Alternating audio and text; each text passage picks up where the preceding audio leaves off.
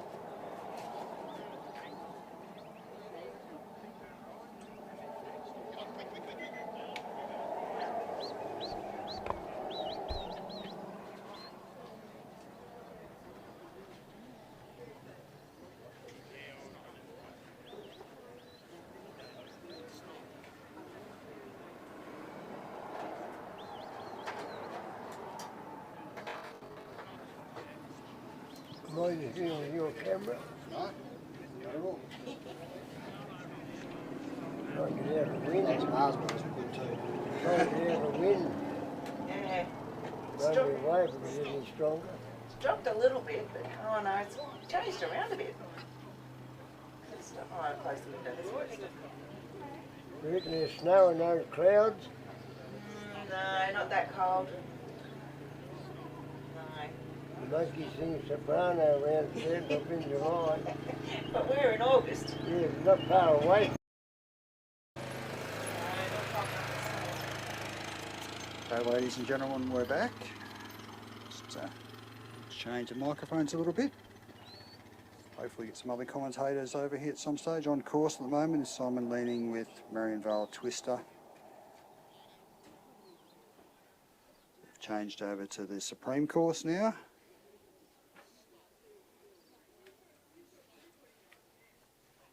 And Simon's almost got around the course. He's just trying to position Twister so that the sheep will go into the pen.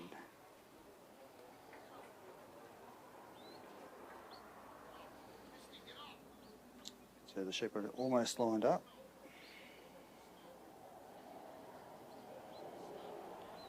Just doesn't want to slide around, so he's just trying to get Twister to bring them back around the front, but they're sort of right on the edge of the gate, which is where they were. It seemed to work for people.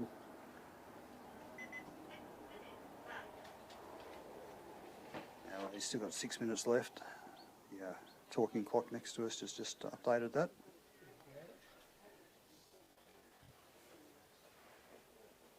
There's a good chance he's easily going to finish it.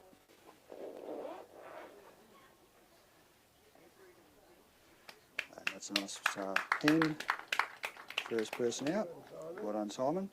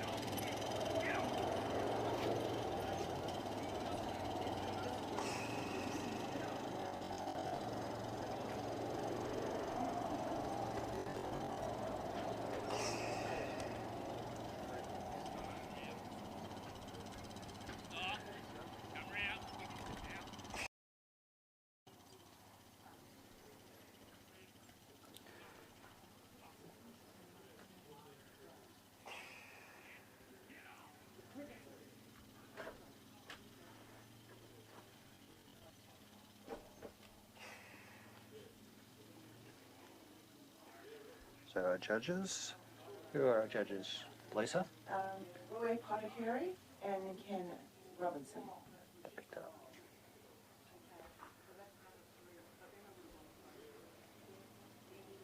The sheep have run past the gap. Martin will need to bring you back and rework that.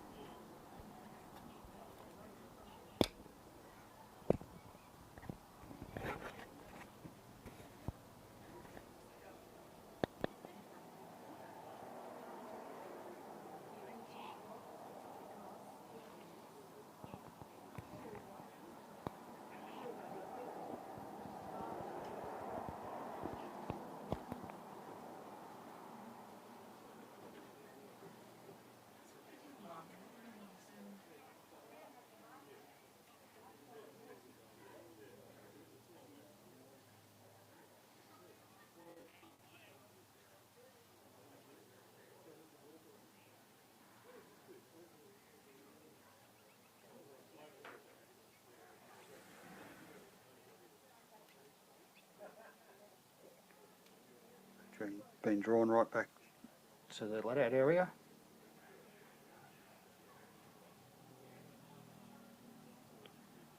Where the judges.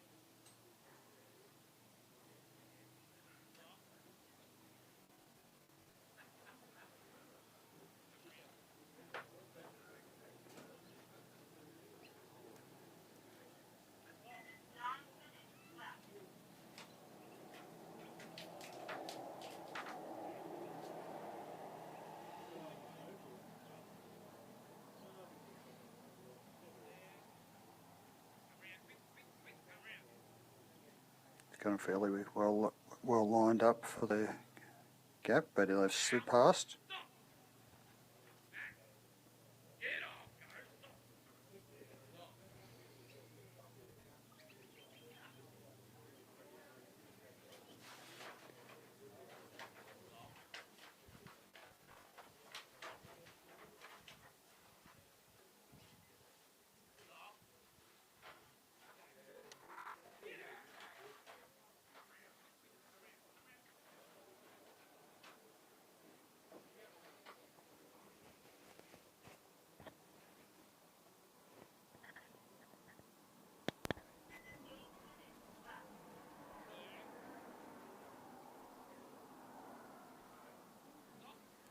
Martin's still got 8 minutes.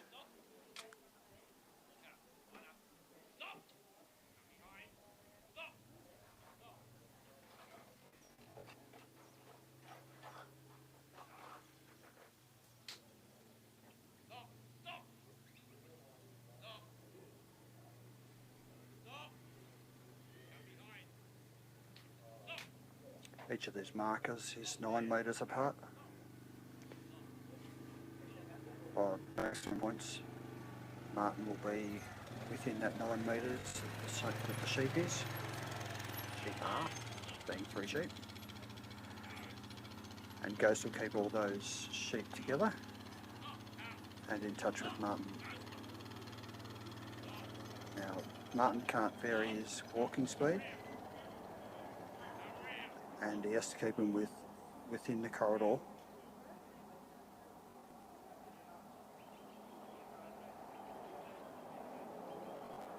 So you can see they were just drifting down the bottom.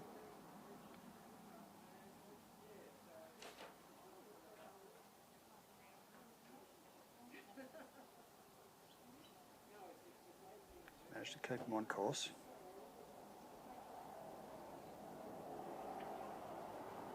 But they slid around the back.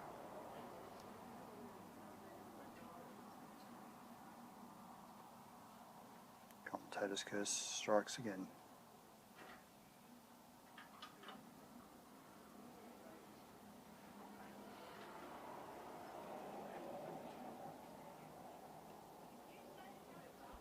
Just had a break there. Should have gone a bit further down the course than he would have wanted.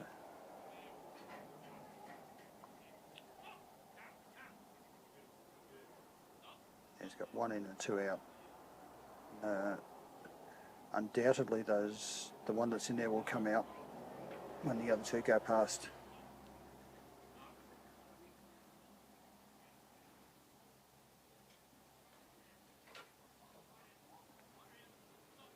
Oh, he's done pretty well there.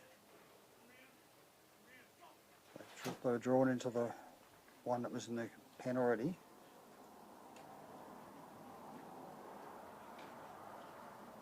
He's got a nice pen. He's closed the gate. The sheep haven't come out. That's another completed course. Well done, Martin Waddingham and Ghost, Waterley Ghost. Well done, Martin. That's the second pen for the day. Flying through. Next out, what Douglas Taylor with Bindi. Barry Clayton with Snowy.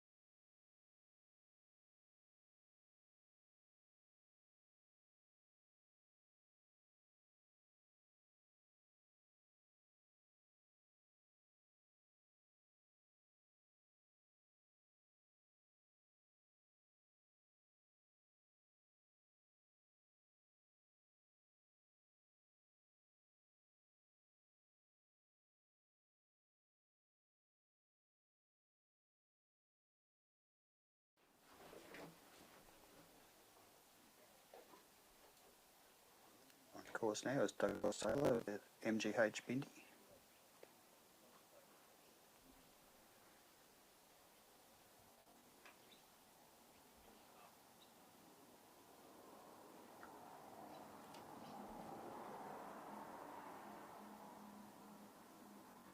Sheep have been let out. The judges are happy with where the sheep are. They'll start the timer.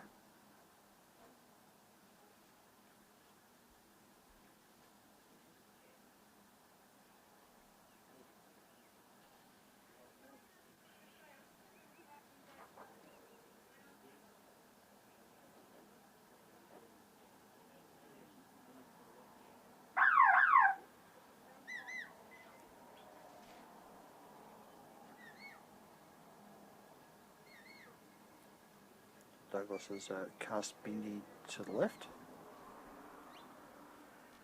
She's picked up her sheep. No introduction, straight on the job.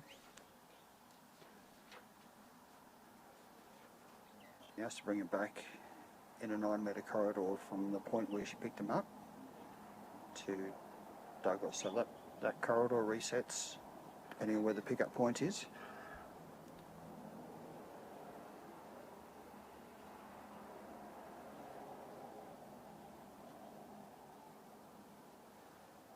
See the markers on the course here.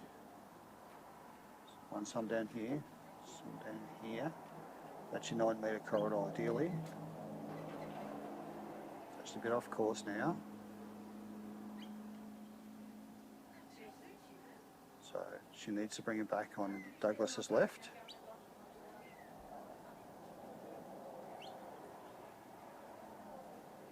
So going past Douglas's left, they need to go over that line to be delivered.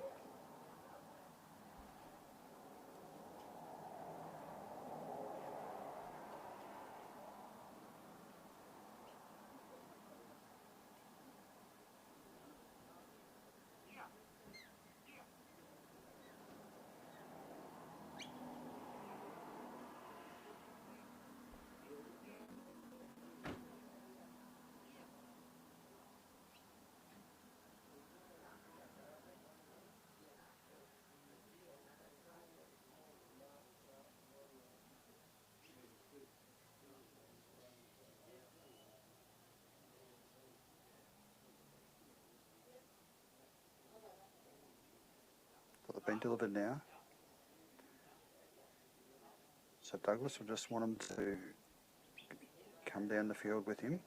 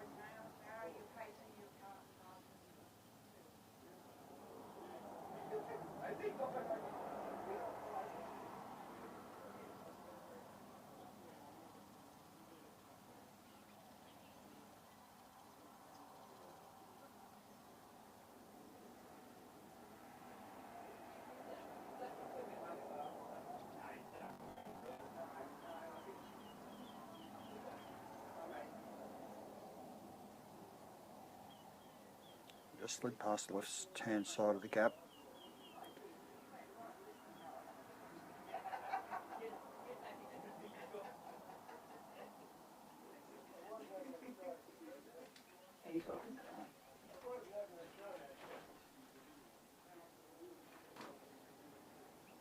In this mention, bring him back and take him back down.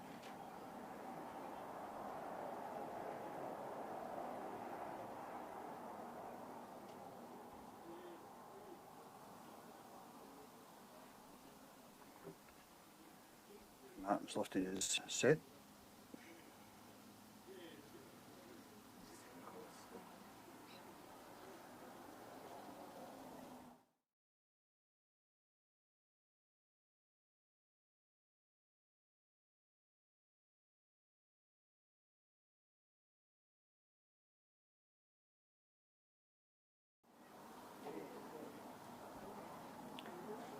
Douglas and Bindi are now going to we've got the other side.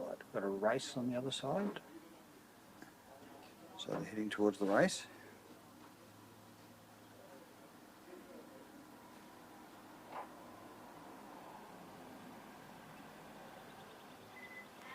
Nice calm work there by Bindi. Just keeping your sheep under control. So she's got a good feel for where they are.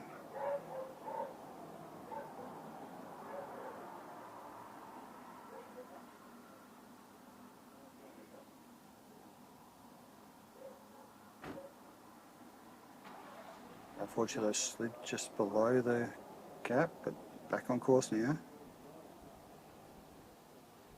Now, unlike the Ted Gabby that you were watching earlier, their competitors can't help.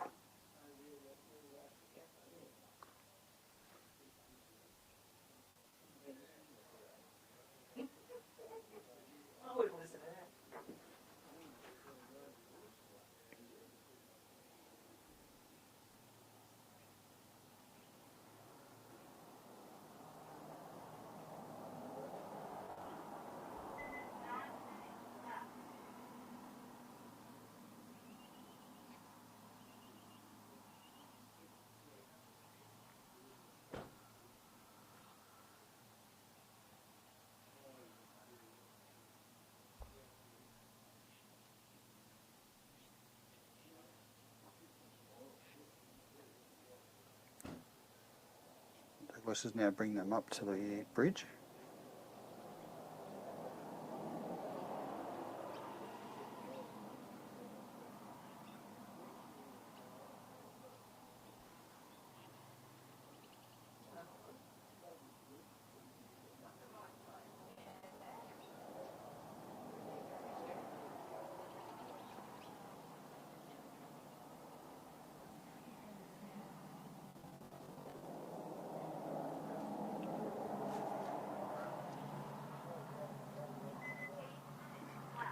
Still some water.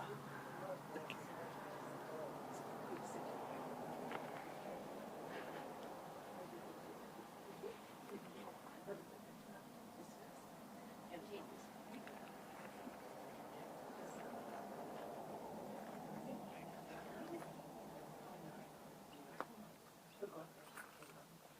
Just had my lunch dropped off, so I'm going to eat something. So we'll turn this microphone off for a bit.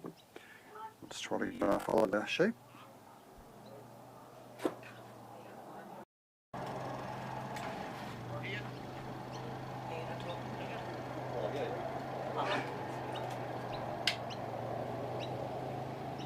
I'd also like to do a big thanks to some of our sponsors for this. Big thanks, very big thanks to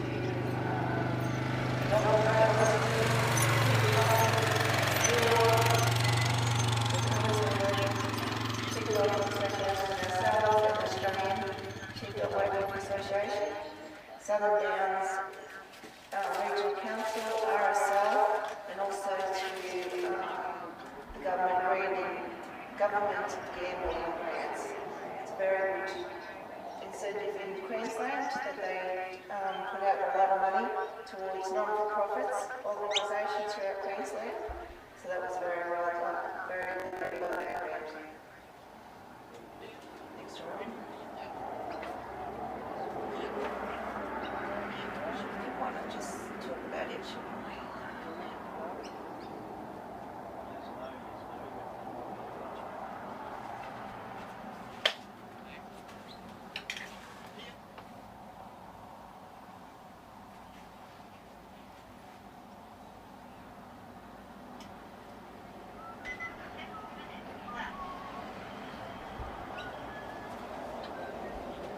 I'll have these so much quicker. Like because Tasman, they stay out there for 15 minutes no matter what.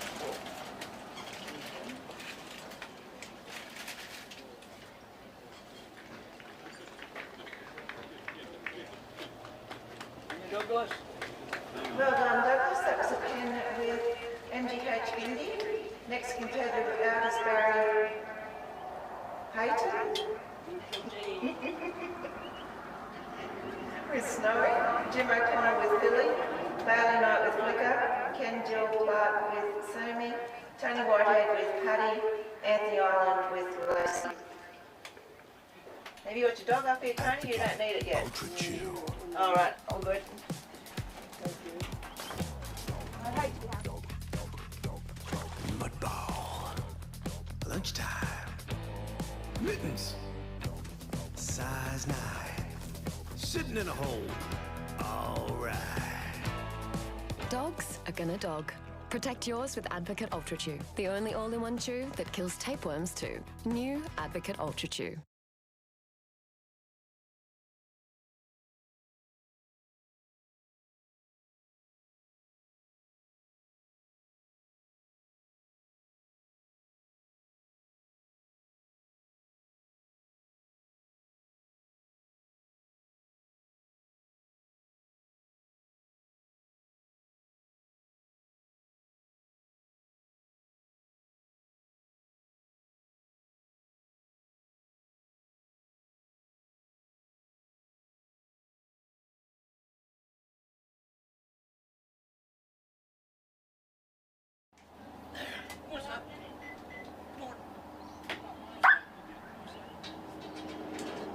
be careful with what we do.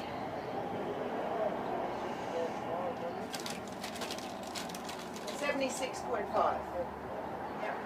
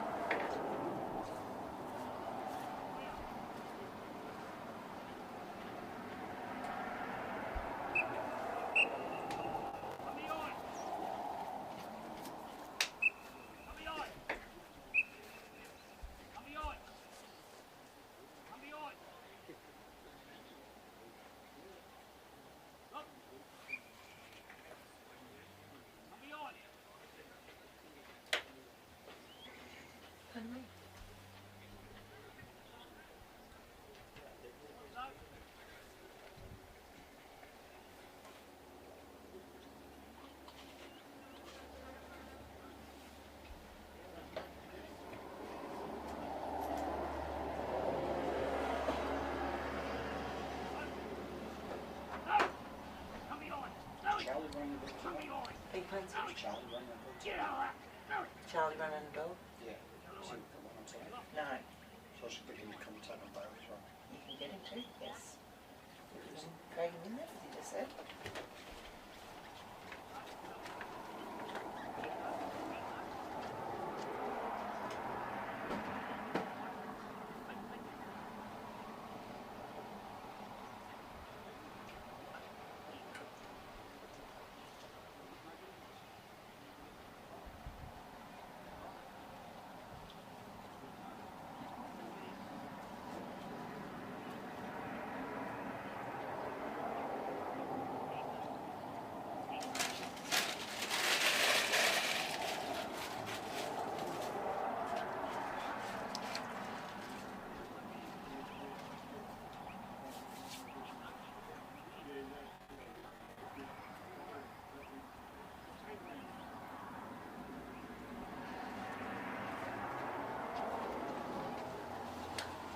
So a hard man. He's not there.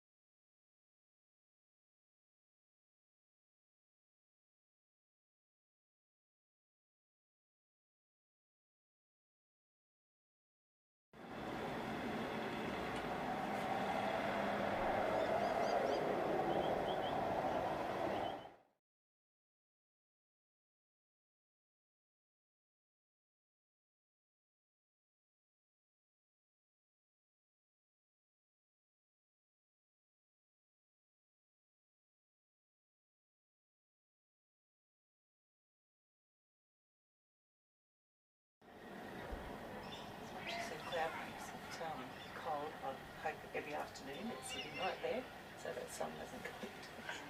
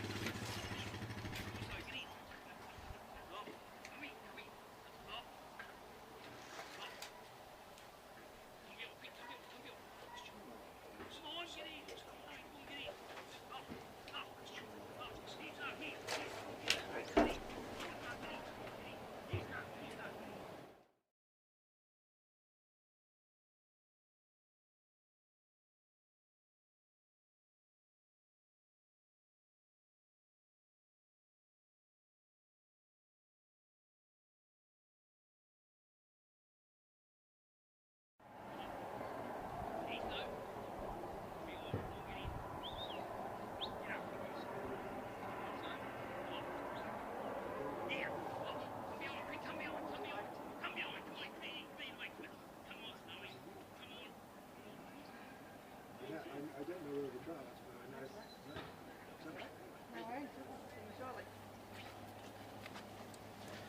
Yes, he'll be in as soon as he thinks he's got John.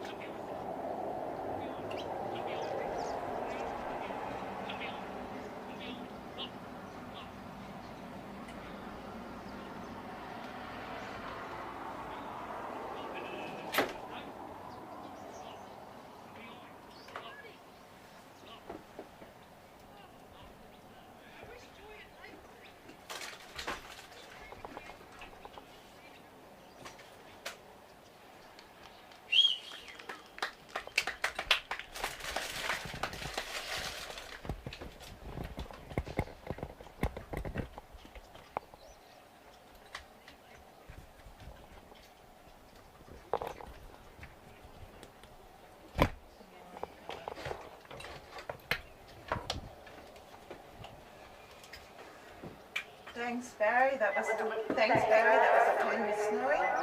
Next compare out is Jim O'Connor with Billy, Bailey Knight with Liquor, Ken Gilbert with Sammy, Tony Whitehead with Paddy, Anthony Island with Lacey.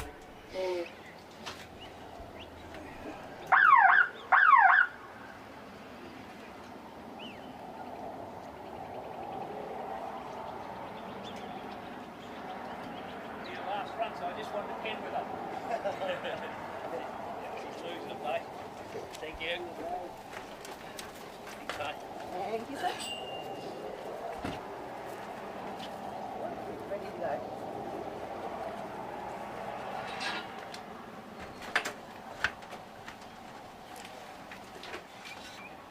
where is the commentary going? Just Thank you very I much. just onto the live stream. To YouTube.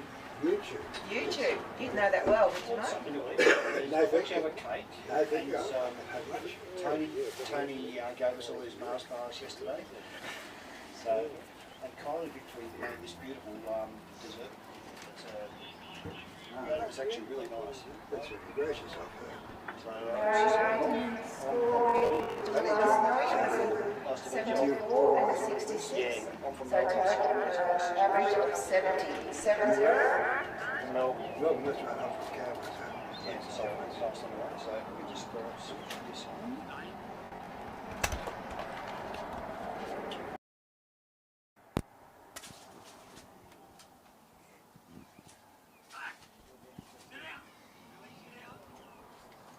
Sit down.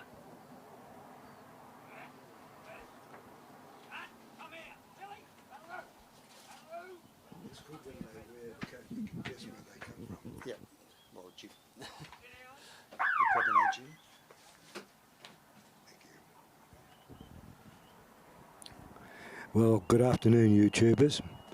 Wherever you are, I hope you're enjoying this Supreme Trial. For those who are new to the competition, the dogs start off with 100 points, not 110, but 100 points, and then they lose points as they go around the course.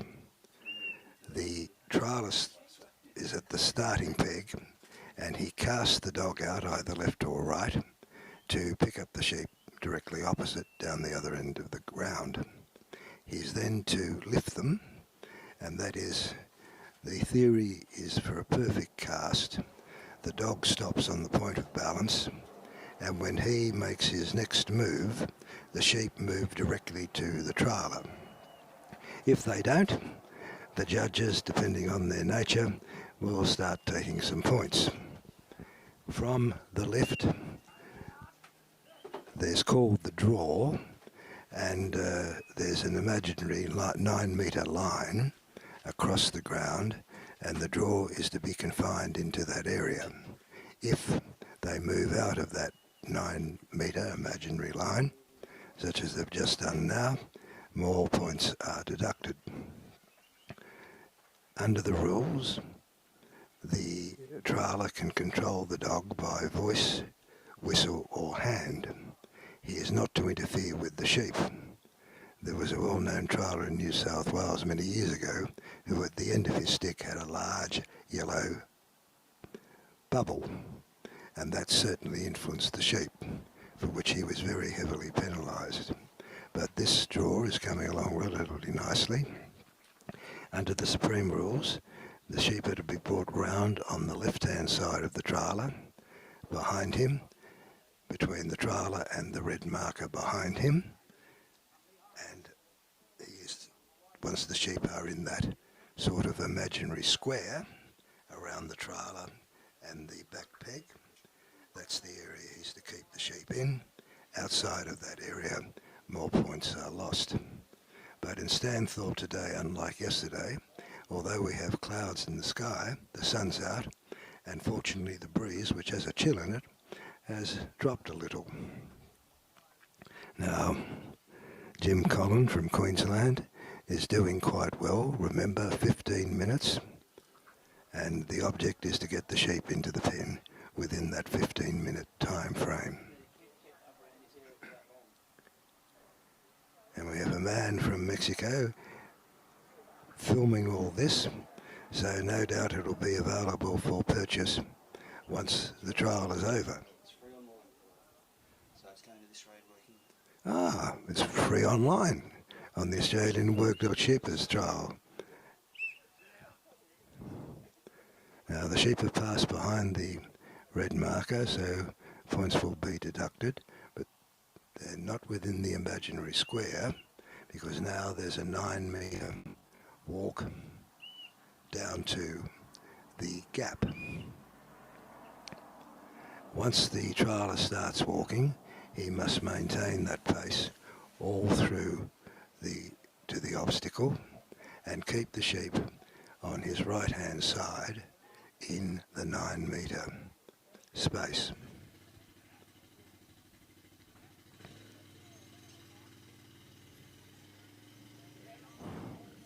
And his little dog Philly is doing quite well, quite fleet of foot, and within the corridor. It's not unusual to see a dog moving the sheep from the head, but it can be done very successfully. Regretfully, the sheep moved. They have been quite flighty this morning, but a little bit calmer since lunchtime. Now there's a split in the mob, and some judges will take points for that. Others will say the dog didn't cause it and will let it go point free. Jim's moving quite nicely, so are the sheep, and Snowy was there to almost block them, keeping them on course. At each obstacle there is a ring on the ground, a white ring. The trailer is to stand in that until the sheep have completed the obstacle, which they've done very nicely there. And now there's another walk to the race. If you don't get the obstacle, you can lose points for not getting the obstacle. If you didn't get the gap, that's 3 points. If you don't get the race, that's 7. If you don't get the bridge, that's 10. And if you don't get the pen, that's 20 points. And it leaves 60 for general work. That is in the discretion of the judges, but involves whether the sheep are off course, too far ahead or too far behind, and whether the dog is always on the job and not skiving off, leaving the sheep behind is another point. But this little dog filly is doing very, very well. Now comes the race.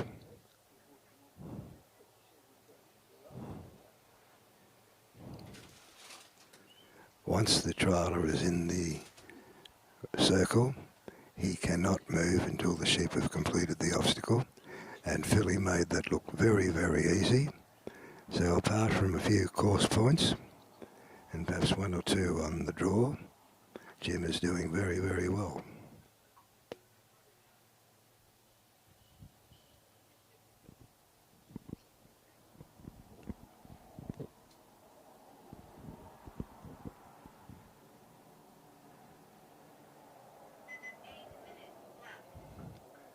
Now the bridge is coming up. On many trials, the sheep get stuck on the bridge and they're very difficult to move, and it needs a very well-trained dog to move up to be face to face with the sheep are looking down on him and he's looking up at them. But filly's got them moving reasonably well and on course.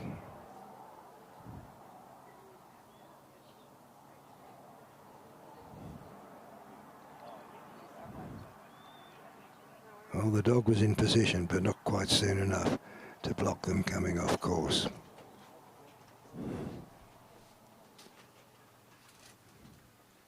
Jim's now in the ring, and the bridge awaits them. There are 2 main styles of sheepdog trials in Australia. One is 3 sheep, which you're watching now, and the other are Kelpies.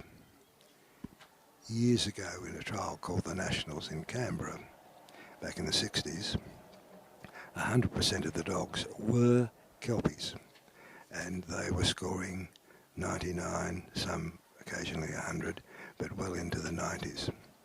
But over the years, the triallers, particularly 3 sheep, have come to rely on border collies.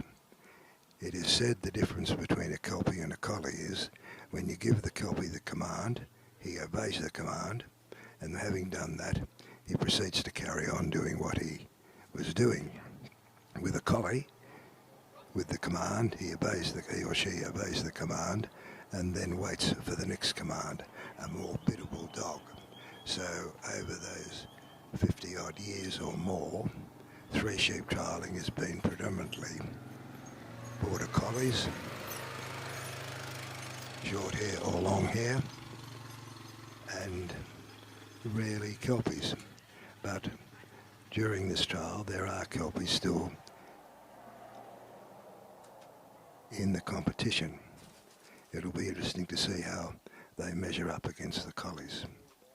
As I said, the sheep this morning were quite frisky. Sometimes they only were on course when they were running from one side to the other, but they haven't been quite so bad. Perhaps the breeze coming down a bit has it not spooked them so much. Jim's in the ring, the sheep are standstill, or standing still, I'm sorry.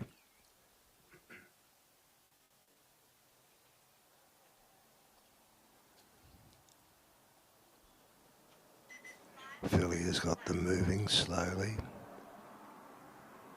They seem quite calm. walking towards the mouth of the pen.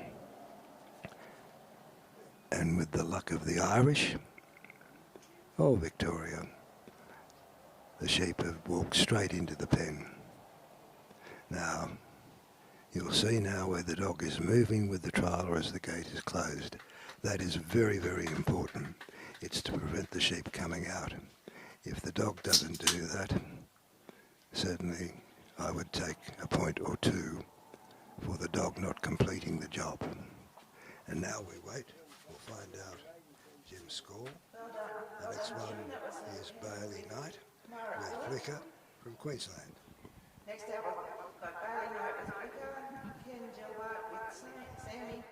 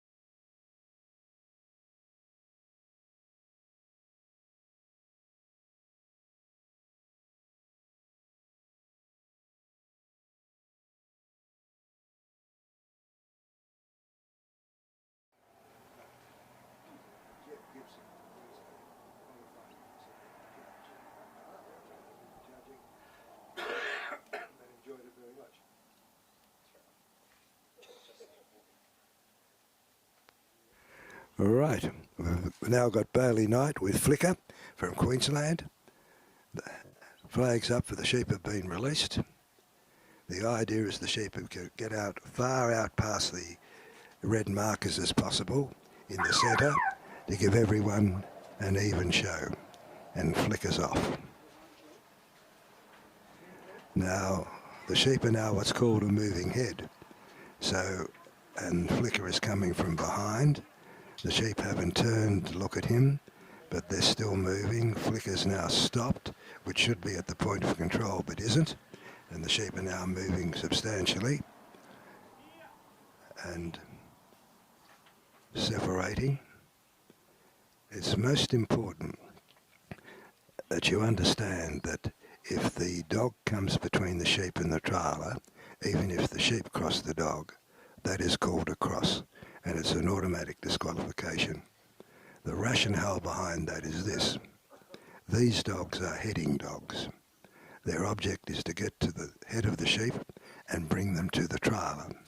From that natural instinct, the trailers educate the dog to move left and right, in and out, and sometimes reverse. A well-known trailer called Pip Hudson, who tragically is not here today, has a reverse command on his dog called forward, which seems antithetical, but it works.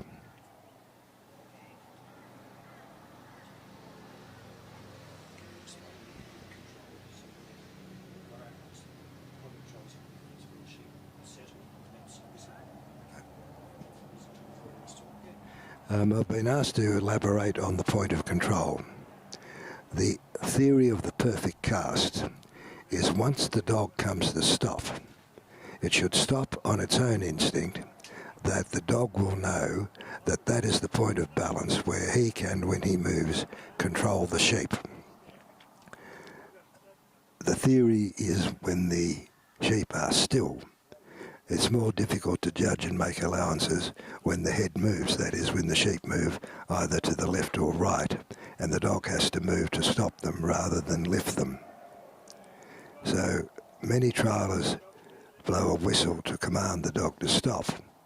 not always at 12 o'clock, but experienced trialers allow the dog to stop on its own instinct because it is believed the dog will know where the point of balance for him or her and the sheep are.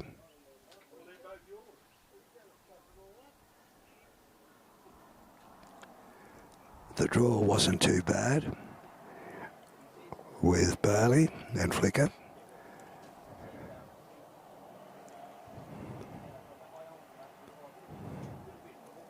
Again, the trailer must stay in the ring until the dogs are through. Sheep are through the back from his left to his right, and then go down the corridor to the gap. Now, this is common today. Once the sheep move behind the trailer, they tend to go off course, and the dog has to be very quick to stop them to keep them on the course.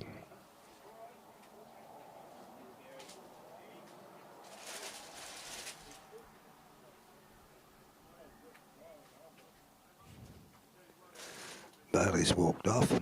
He's got to stay on that line and keep the same pace up. Remember, the sheep are to be kept on his right hand side. If they get too far ahead or too far behind, points are lost as part of general work. And if they go off course like that, and there was an interesting, I couldn't see clearly whether the dog just snapped or rather he connected. If he didn't connect, it shouldn't be a problem for the judges, but if he did connect, there could be a heavy loss of points. Again, the sheep have gone too far over, so there's one for going off course, and because they've gone at least 18 metres, another 2 points. Again, Bailey must continue his walk until he gets to the ring. And the sheep are still off course because they're on the wrong side of the gap.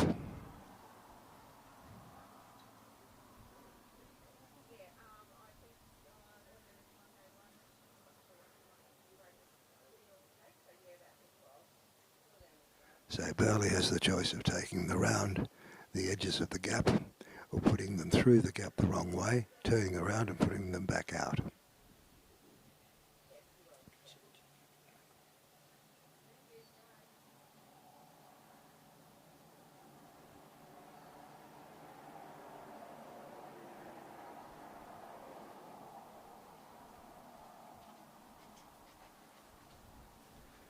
I'm watching here on the small screen that you're looking at. There seem to be 4 screens spread around the course. Quite remarkable. There's a large portable battery case here as well, not always relying on the sunshine on the screen outside.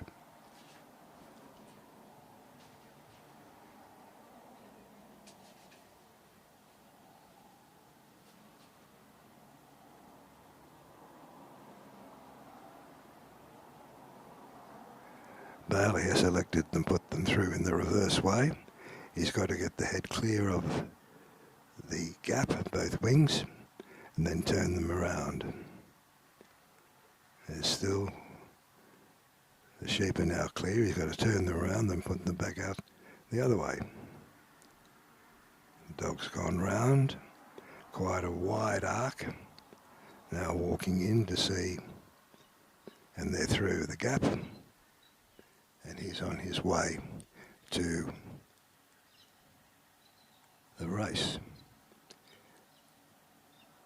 For many, many years, 3 sheep was considered by some to be the ultimate in dog trialling, more so than yard.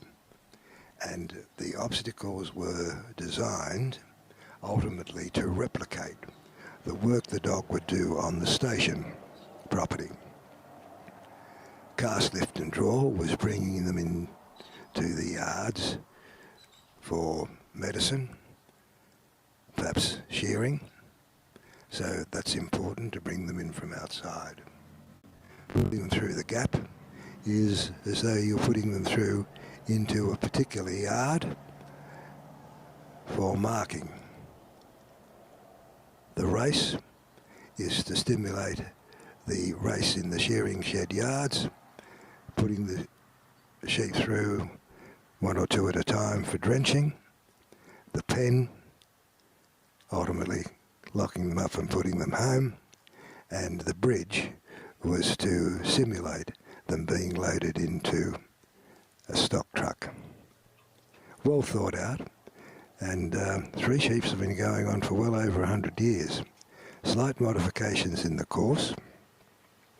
The Supreme Court until the early 2000s in Tasmania, when there was a major meeting, changed the New South Wales course to introduce a gap and no winding peaks. And the Supreme have been following that course ever since. Now the race has been clearly affected.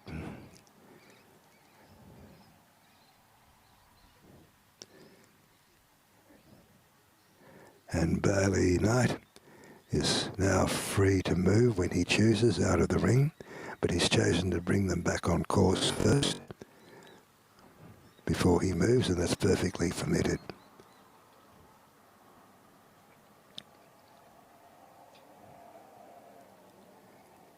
Viewers, although I'm sitting in a very comfortable spot on the side of the ring, with the video cameras, there is a far closer view you can see, and I'm watching that.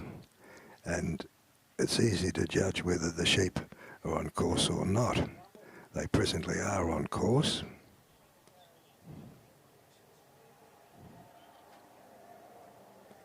Now they're off it. Back on course. Bailey's in the ring, and the fun begins.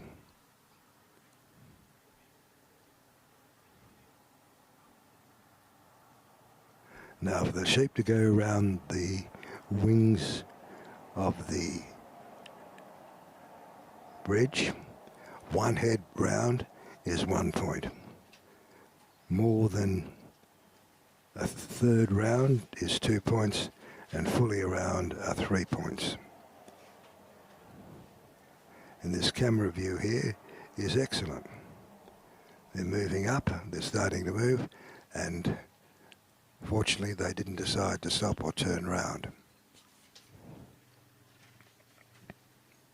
Again, Bailey's taking his time, not walking off immediately. He's bringing the sheep on course before he moves off. I'm not sure of the time, but he seems to have ample time left. Remember, it's 15 minutes.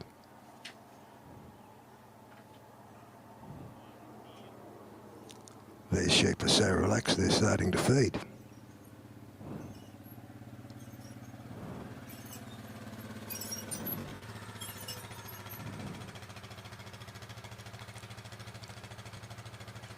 Now, there has been an obvious lack of progress.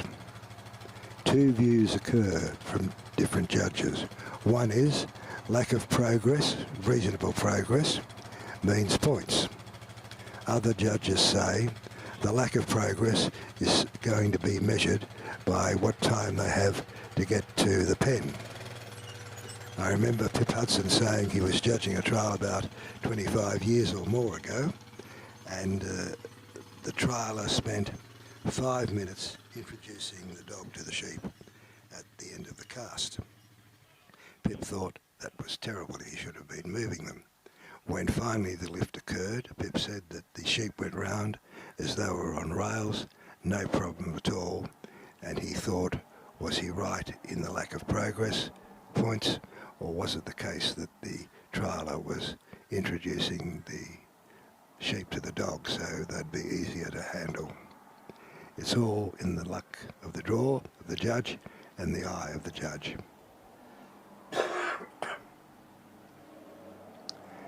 And again, tragically, one sheep went round the outside, so that's 3 points, while 2 went in. The real effort now will be to keep the 2 in and bring the outside one to join them. Now, they've got to be in the pen. That means beyond the line between the 2 front edges. If they're not in, the trailer can't move and close the gate.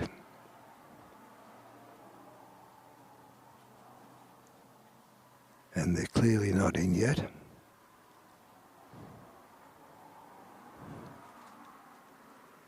Two are feeding, one's looking up. And this could happen. Another point. Perhaps 2 because of the breakout.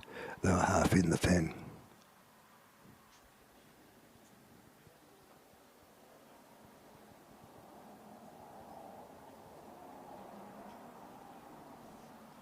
Bowling is sending Flicker from side to side in an attempt to get them moving into the pen.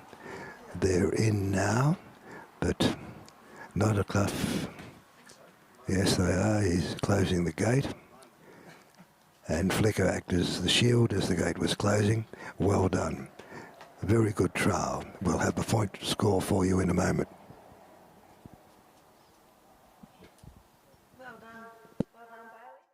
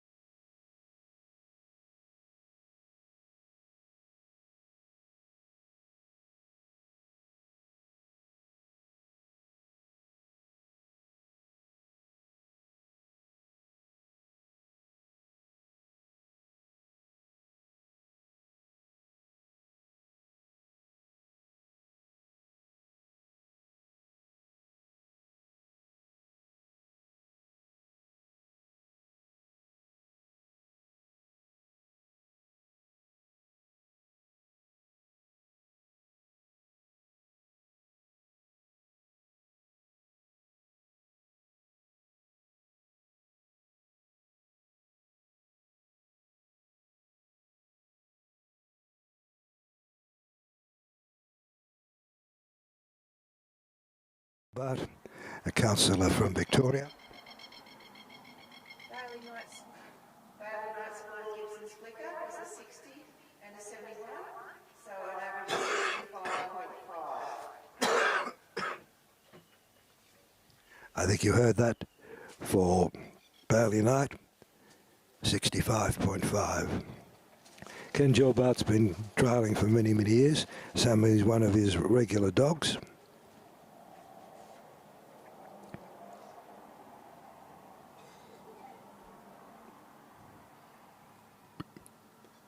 The flag's up, the sheep have been released. We're on the road again.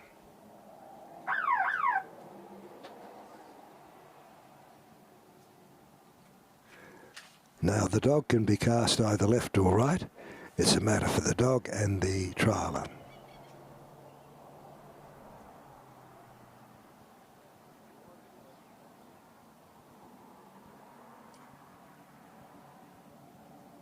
Again, we've got a moving head, and Sammy's moving not in his normal casting pace, sort of sneaking up.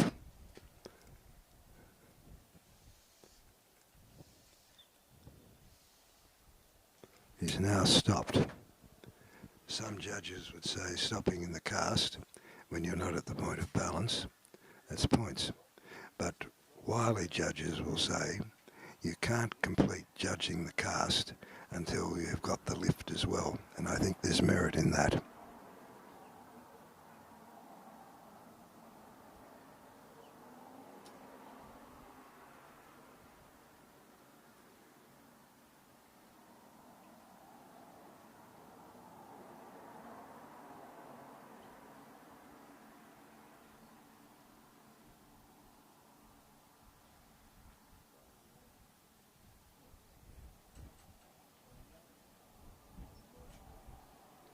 Not a bad lift, but not a good one either. Merino sheep have a tendency to mill around as a natural activity. So they were milling a bit. Could be said that's the natural thing, so you wouldn't point it. The other view is that the dog should have been there to stop that and keep them moving straight ahead. Fortunately for the judges and for us, the sheep are in a direct line with Ken, so it'll be easy to judge being on course coming up through the 9-metre imaginary corridor.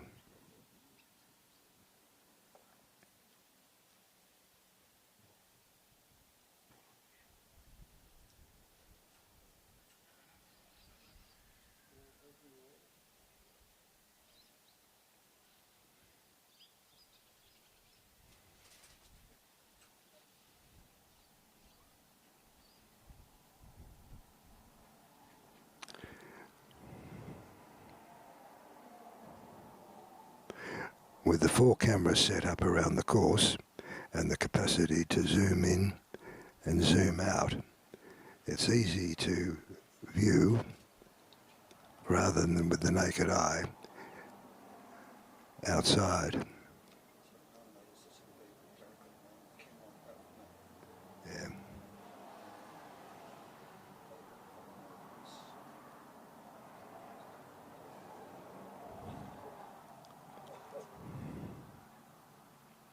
Again, the sheep aren't moving up towards Ken. They're going sideways, but still within the imaginary corridor.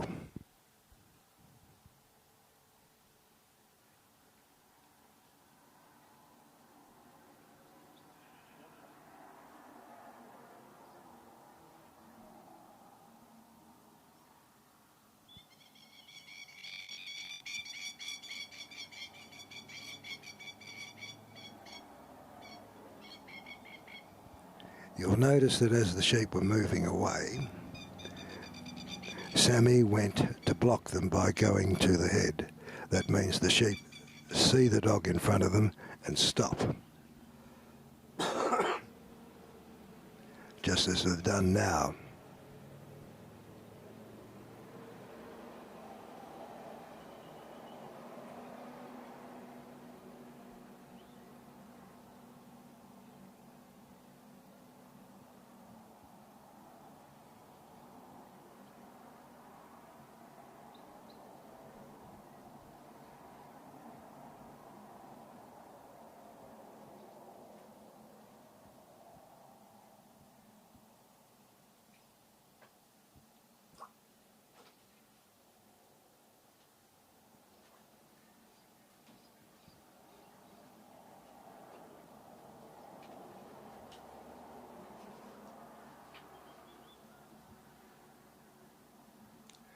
Sammy has kept them well within the corridor.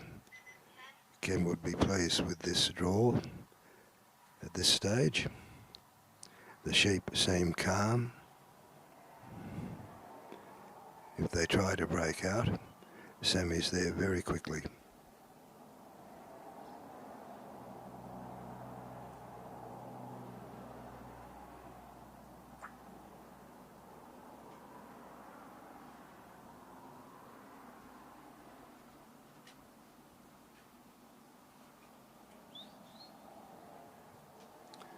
They've gone too far.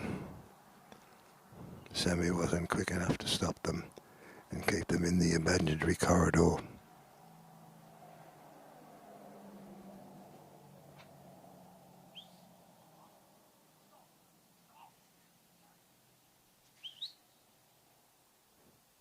Again, another point.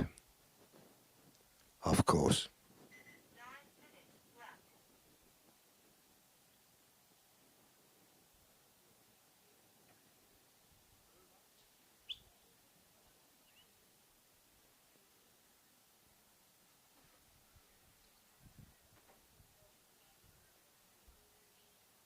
Like a semicircle from the yellow point there to the Back peak. Another semicircle, or held it Well, square? in New South Wales it would be a square. In Canberra it would be a D. circle, I gather. Okay. But I've not seen what the rule is, other than the marker peg. Yep.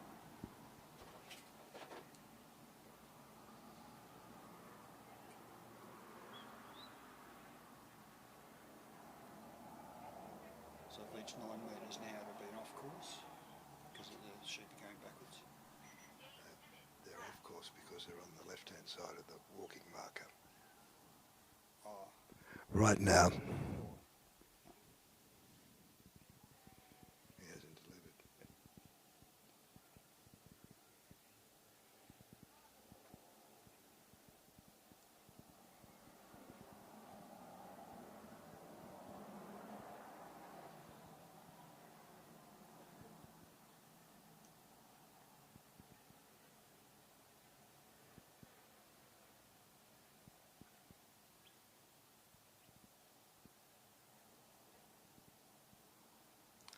Now remember, Ken Gilbert can't move out of that circle until he's delivered the sheep. He's not moving, so the sheep haven't been delivered on his left-hand side to go round behind him in a half circle.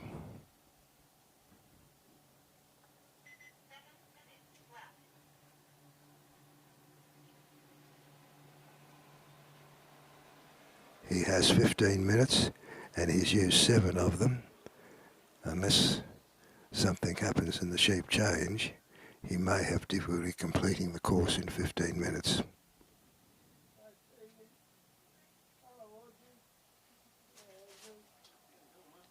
To use half the allotted time to complete the draw shows the sheep are not amenable to discipline, or the dog's a little weak.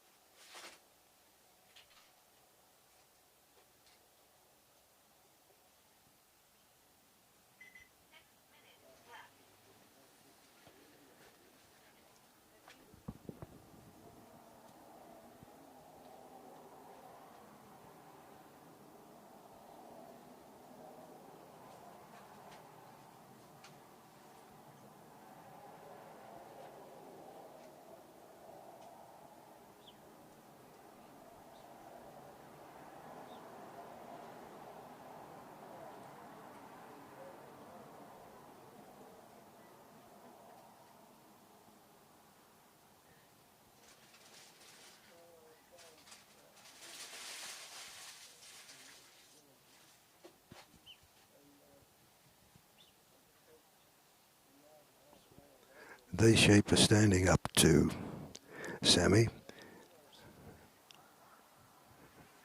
stamping their legs at him, reluctant to move.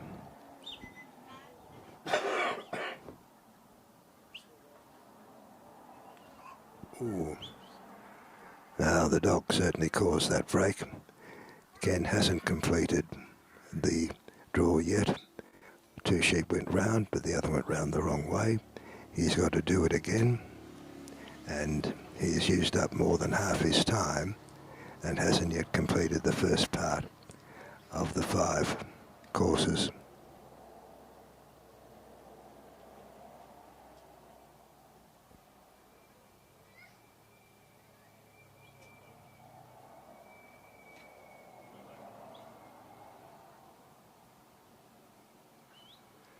Unlike in the Trans-Tasman course, although points are allocated to the obstacles, you can continue to lose points through general coursework as well as not completing the obstacles. With 4 minutes left, Ken potentially will lose the obstacles for the gap, 3 points, for the race 7 points, for the bridge 10 points, and for the pen 20 points. And that's 40 points off, as well as what other points he has lost. I was judging a trial some 30 years ago where the sheep were not sheep, they were Western terrorists. The only time they were on course was when they were running from one side to the other. So bad that many scores were zero. A question arose whether, if an obstacle was obtained and still scored of zero, whether the obstacle points were to be held. At that trial, there were 4 previous presidents of New South Wales Association. They could not agree. Ultimately, at a general meeting some years later, it was agreed in New South Wales the points were there to be lost if you didn't get the obstacle, but if you got the obstacle, you didn't get that point.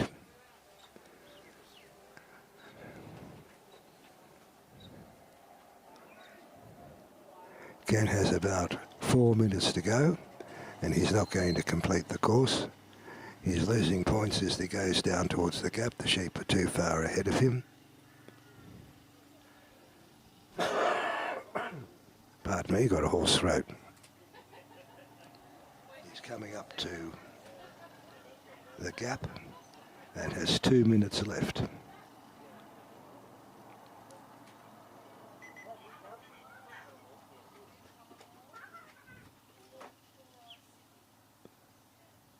I tell you, I've been in many control huts for trials for many years, but this was the most sophisticated one I've seen. Electronic timers and 4 video cameras recording the trial for you to enjoy on YouTube. And Ken got the gap quite easily.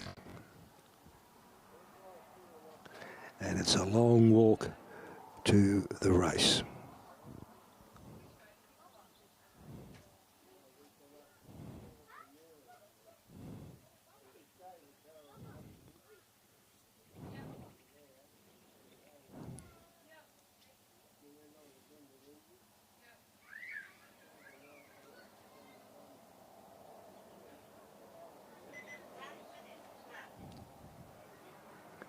Ken's taking time to set up the sheep on course to the race. They aren't yet where he wants them before he moves.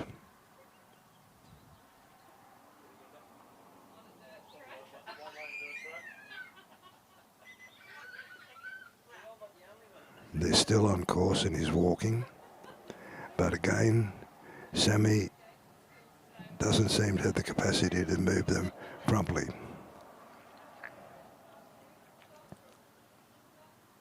The time will be called for Ken in about 20 seconds.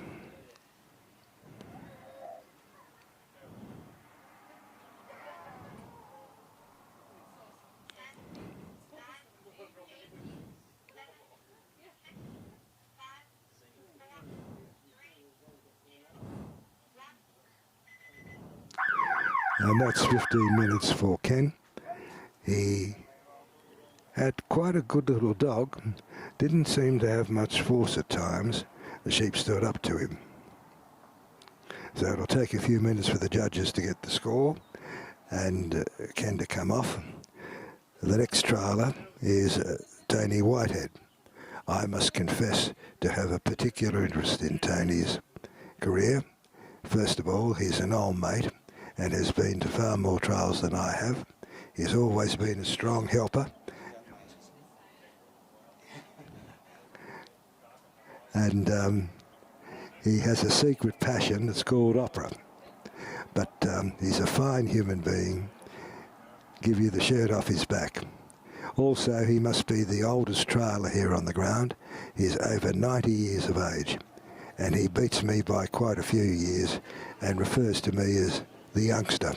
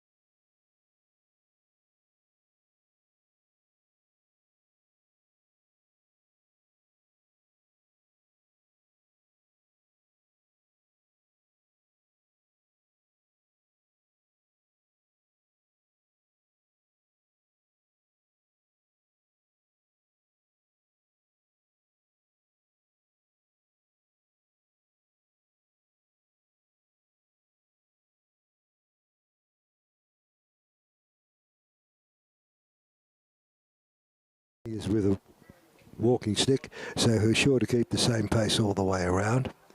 But he was telling me yesterday that he has great hope for his dog Paddy.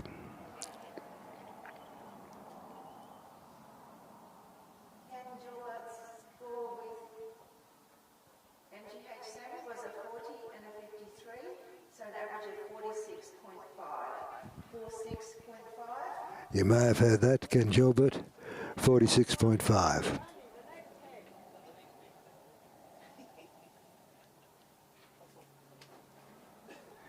Pick a peg, Tony. Any peg will do.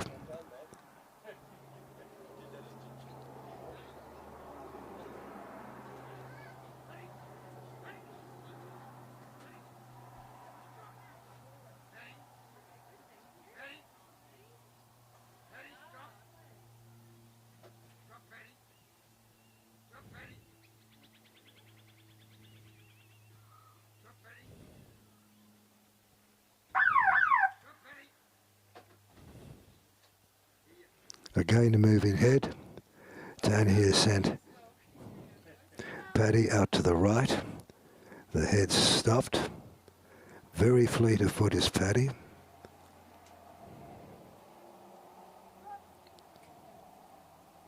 And the dog is stopped at 12 o'clock.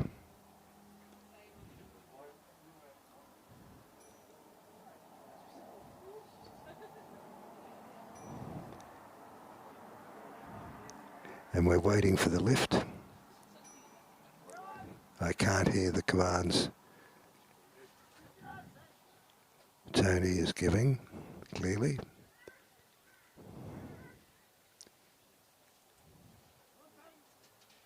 Yes, he's telling Paddy to come on.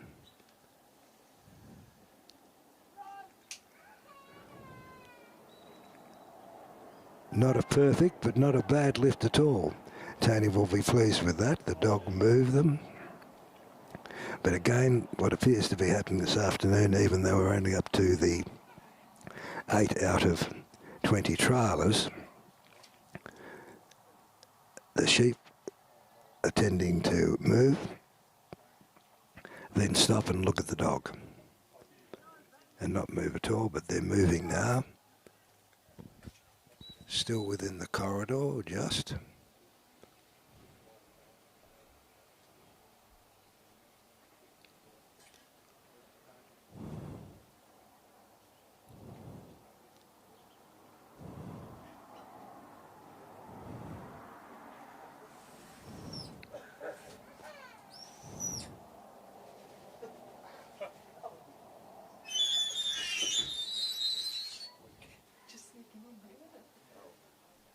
The noise you've heard is windows closing to keep the wind out. It's a window manufacturer's built trolley.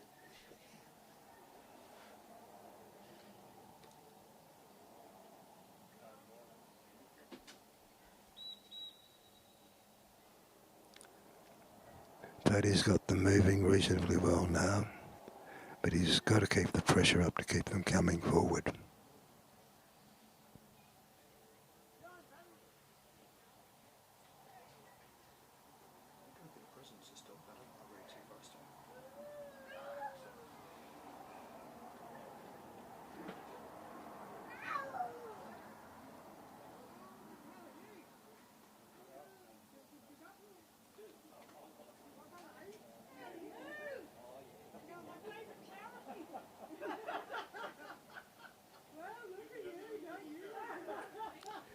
Paddy's slowly moving up towards the sheep that were grazing. They're now moving off, coming straight towards Tony virtually. A little bit of sideways movement, but still in the corridor.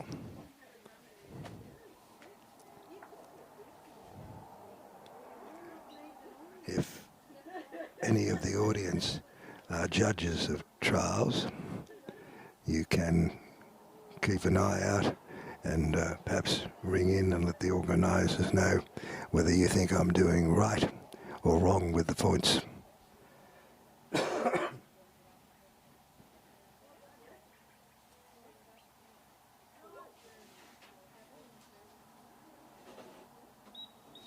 Tony has been a participant and also a heavy worker at many, many trials.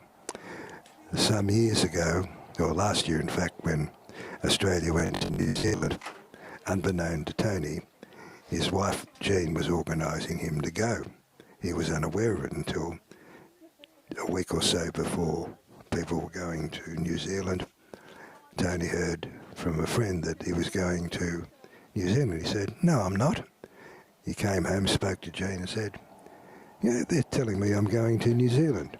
To which Jean replied, "Yes, you are. I bought new clothes for you. You better go and check them and pack them now." And off he went. Jean's an enthusiast herself. Some 15 years ago, when, I'll be 17 years ago now, when the Supreme was in Tasmania, Tony was there working and I was judging the novice. And Jean, God bless her soul, former naval officer, ended up travelling to Alaska to see snow dogs work in sleds. That's her enthusiasm for dogs as well. She's also a fine photographer and produces beautiful calendars.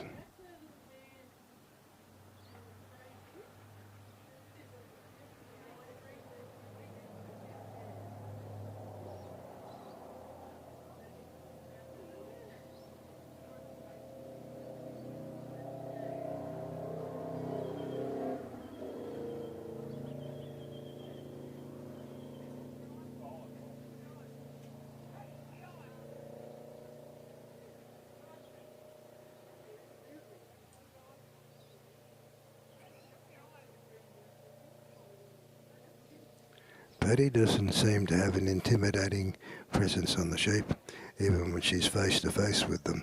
Or he's face to face with them. Oh, they're very hard to shift with this dog. Slowly, move a few steps and then stop. Must be frustrating for Anthony.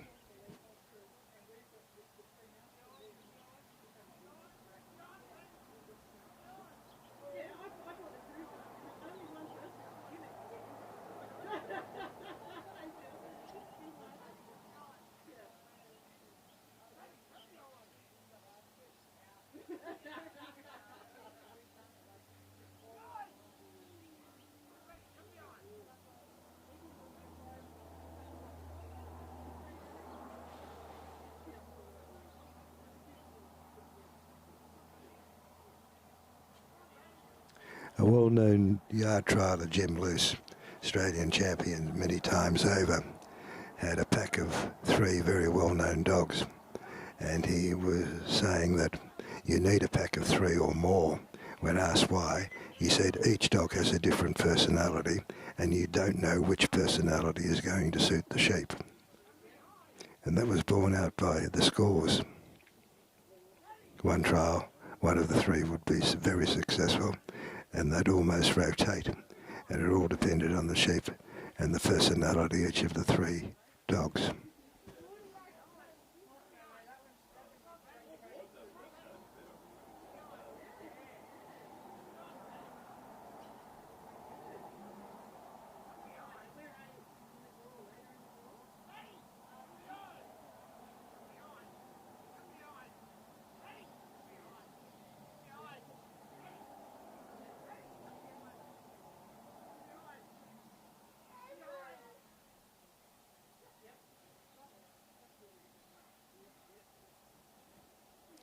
They're around, and now the sheep decide to bolt, but believe it or not, they are on course, although they're a fair bit ahead of Tony, so there'll be points for leaving them behind, which isn't entirely Tony's fault.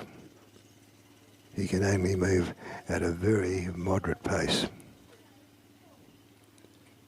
The fact that he's upright now, still at 90 and enjoying opera and trialling, is a miracle in itself.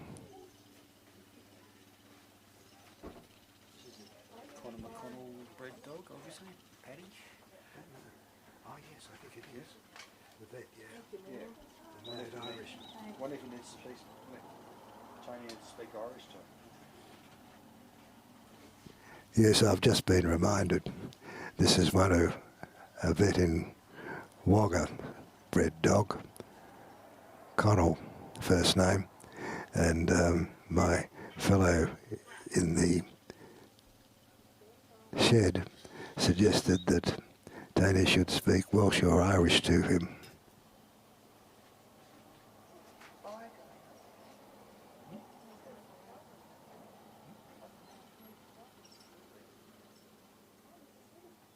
Here's the smoke. Doesn't seem as though the building's on fire though. No, unfortunately. Probably to keep them warm. Now, tragically, the sheep have gone around the gap before Paddy could stop them.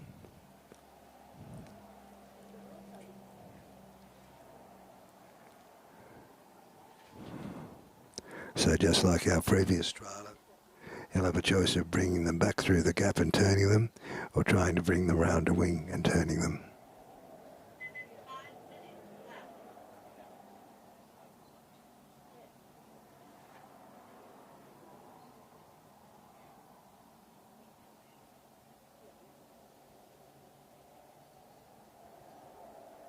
Again, time is going to be issue here.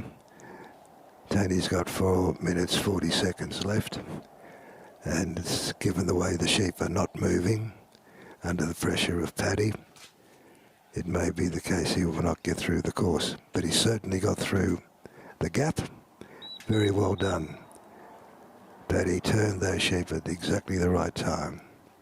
And again, Tony's waiting until the sheep come on course and look towards the race before moving off, which is he's entitled so to do.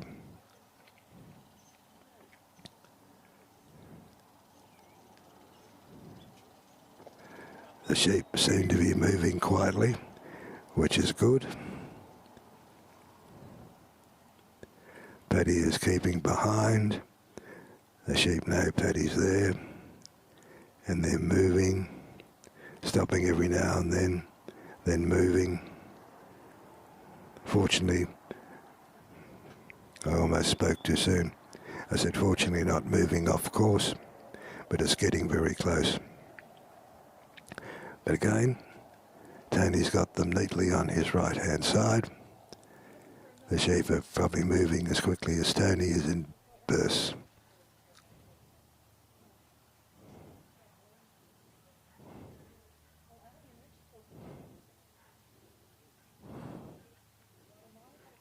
Just in time, almost left them behind.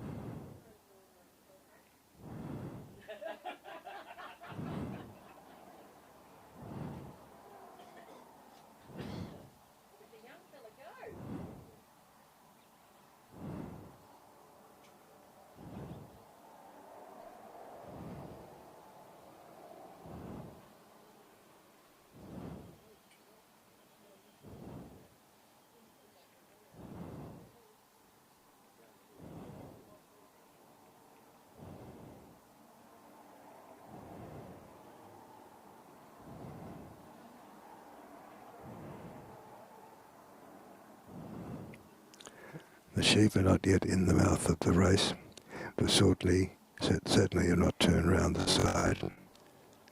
These video cameras are an excellent means of watching it, and the sheep are going through the race now, and they're clear so Tony can move.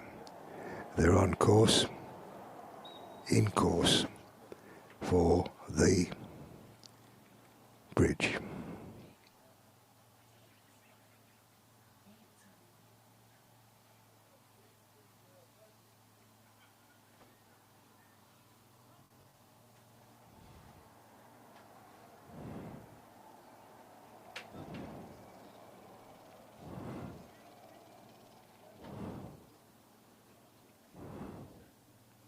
Sheep are odd creatures. Sometimes they react to Sammy, other times they don't.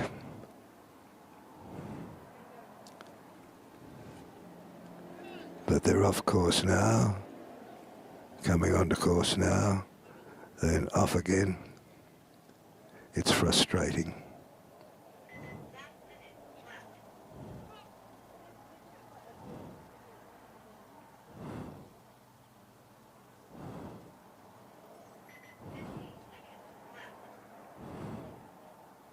Tony has 50 seconds left. Will he get the bridge?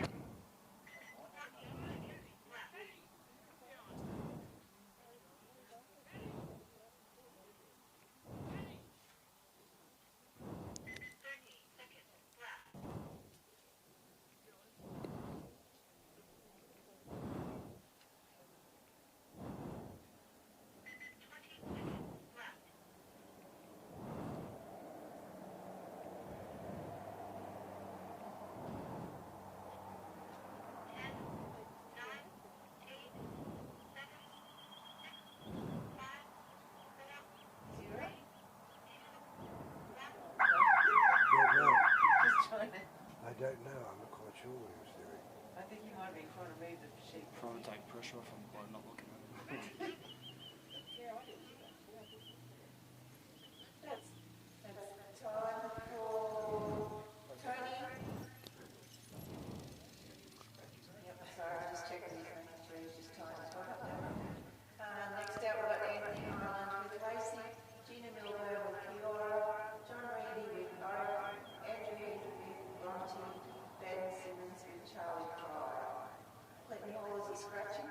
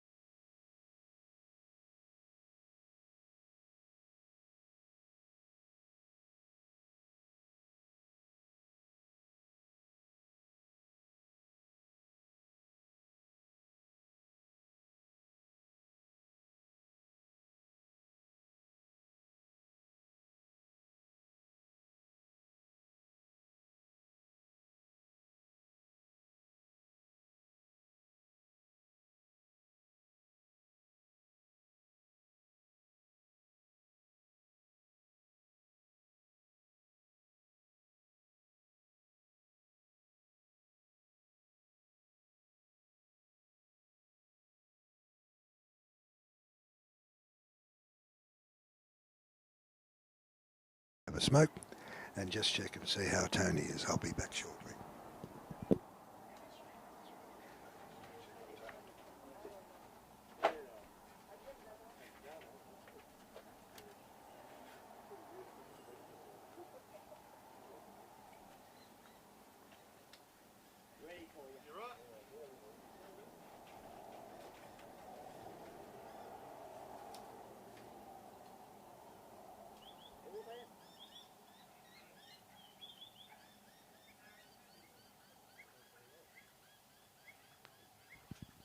So on course is Anthony Ireland. Anthony's current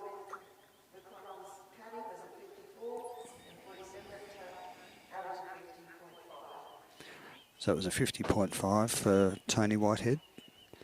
So on course is Anthony Ireland. He's the current president of the Australian Sheepdog Workers Association.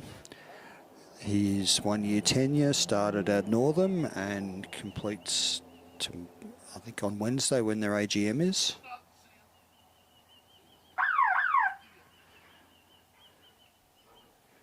So Anthony's from South Australia and his wife are both here.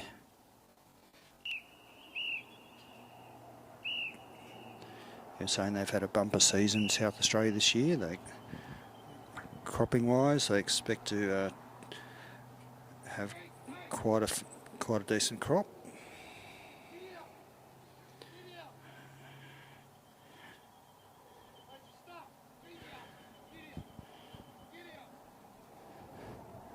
So Lacey's a bit off course there with her sheep.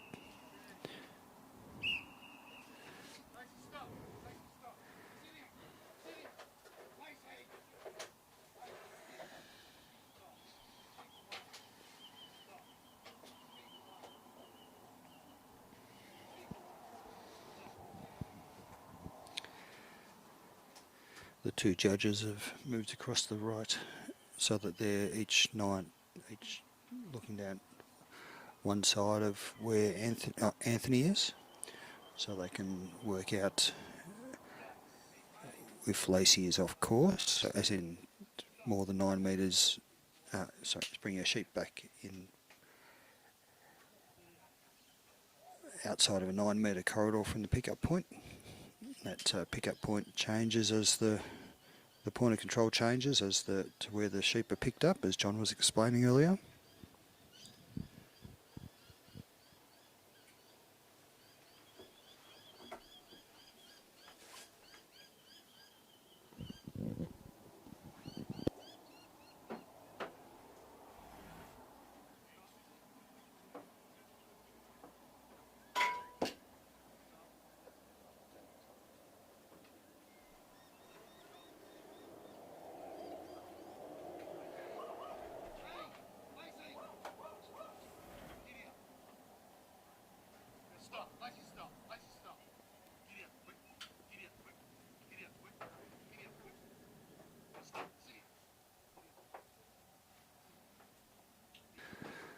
So Lacey's brought the sheep around Anthony, but outside of the back marker there, so it'll be a point loss for that.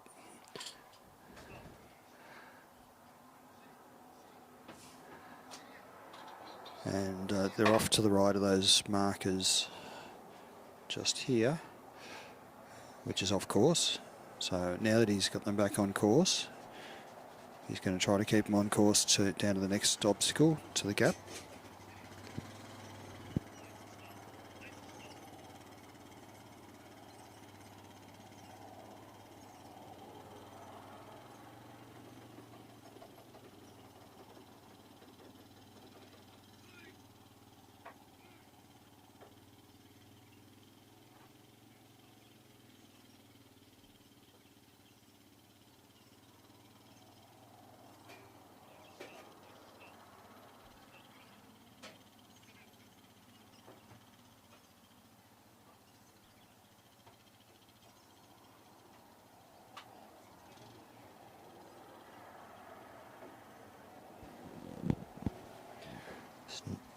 As well caught by Lacey, just stopped them going past the obstacle.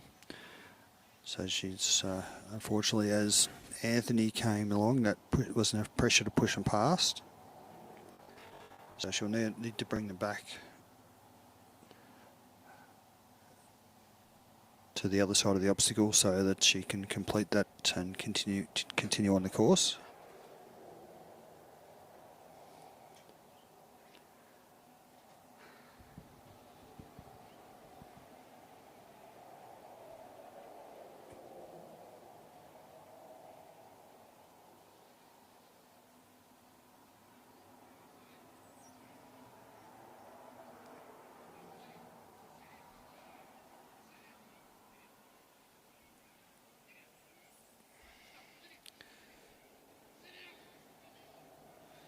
He's got them lined up now.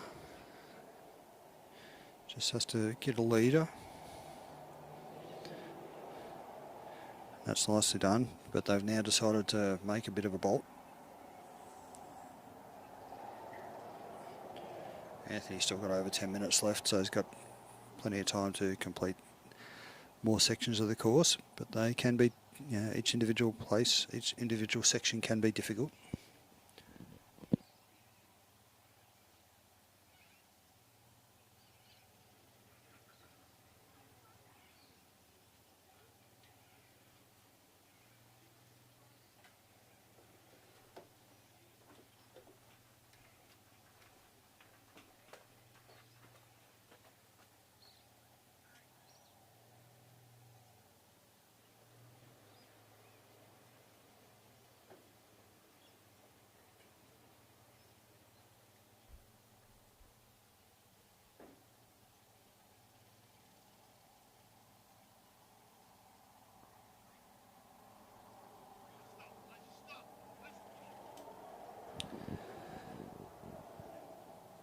So the sheep had just drifted off course there below the blue marker.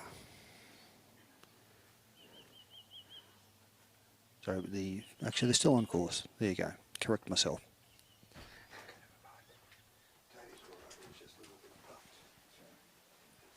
I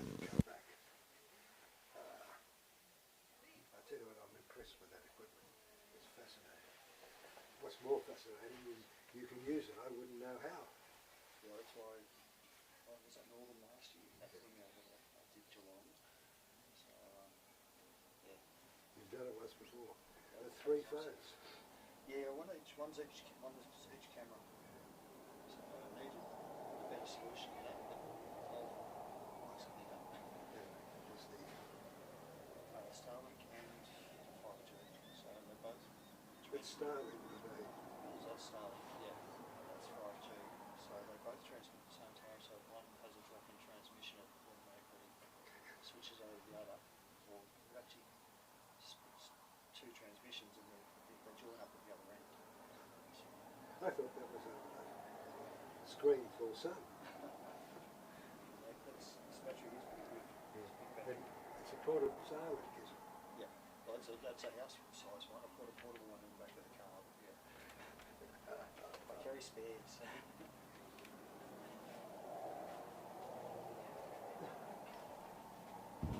So Anthony has them in the mouth of the race at the moment.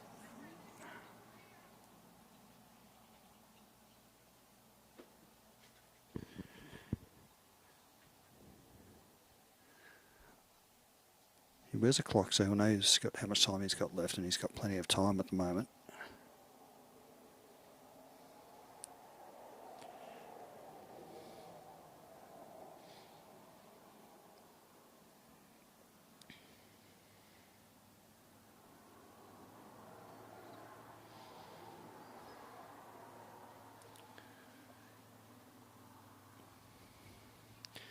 Well, the sheep have made a bit of a bolt.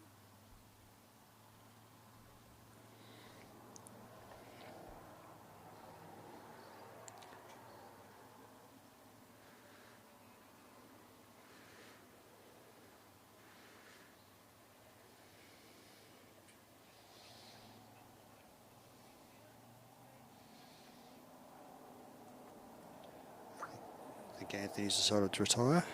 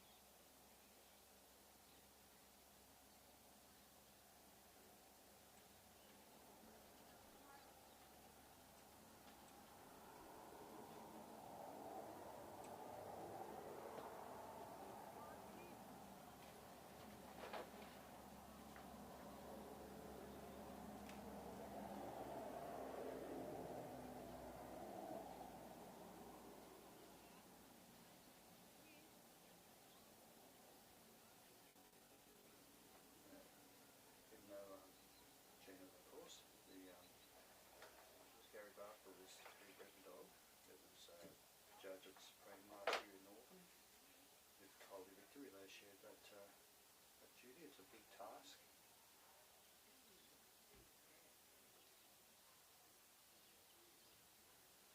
And so there's just the breeze today compared to yesterday when the flags were just drippy and wet.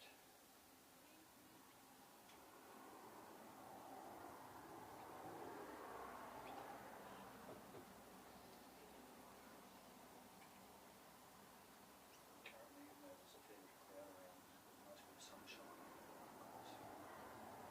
Towards the brighter it is when it's a bit dull.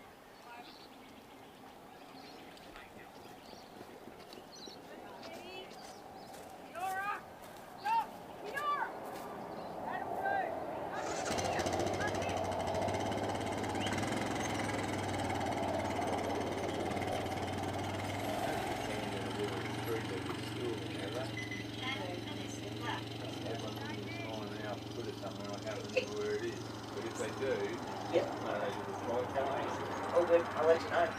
Done.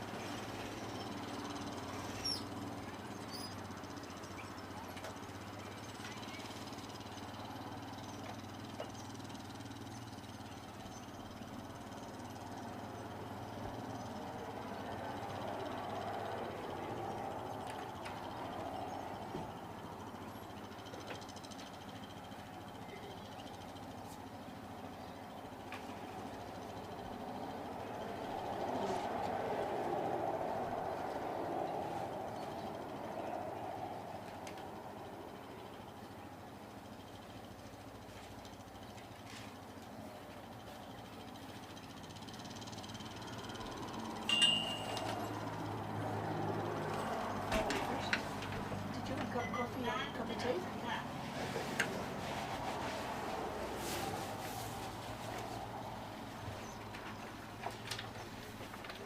She missed it was really sticky eye, and some of the, like, see some of the kelpies there, the top of the ones, they're not a sticky eye, which is unusual because a lot of kelpies are. It's not a sticky eye, like the body breeze, they've got the actual eyes. Yes. Well, my boring voice is back with you, ladies and gentlemen. If you were there, I went out and checked. Right, he has a sense of humour. I said to him, the judges are very good to you, taking you off the course, helping you like that. He said, no, they're just getting me off more quickly by doing that. Otherwise it'd take longer to clear the rink. Sense of humour. He was just having a little bit breather at the bridge.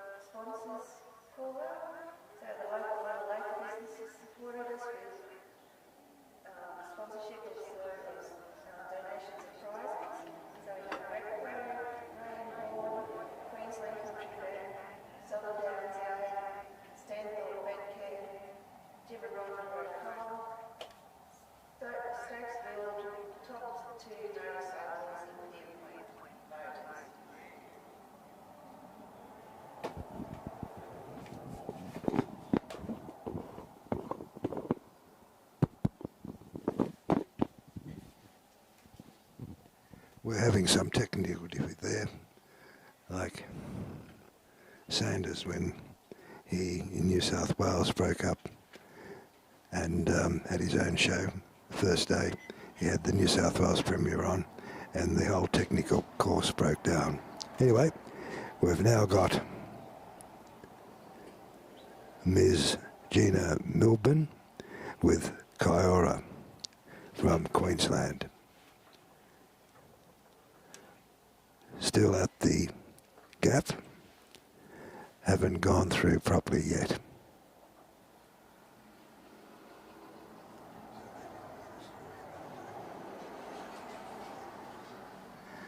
You would have noticed Tony Whitehead sort of bent over when he was in the ring at the bridge. We were all concerned about him, and then time went for Tony, and I'm not sure what his score was, but I'll be told in a minute.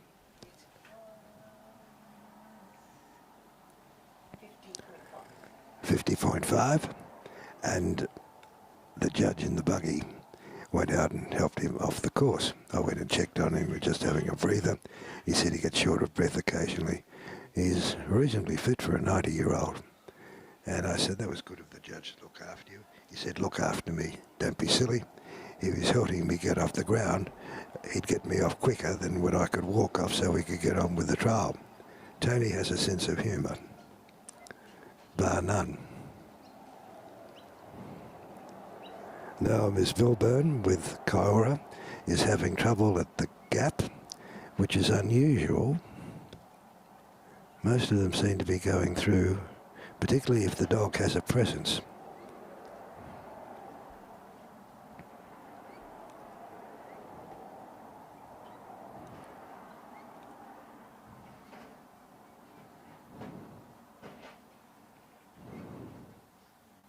Well, we're halfway through today's listed trialers.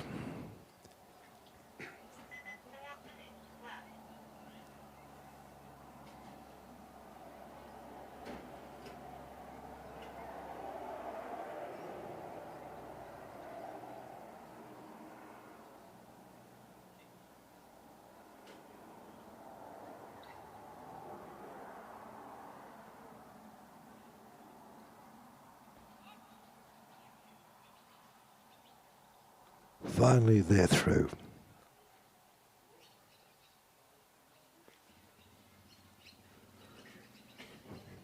The time will be against Miss Milburn.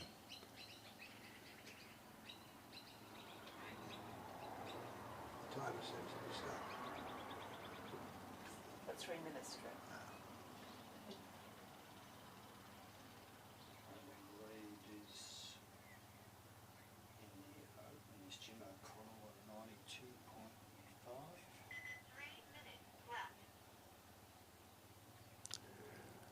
Walking well, sheep on her right hand side, moving with her, no loss of points.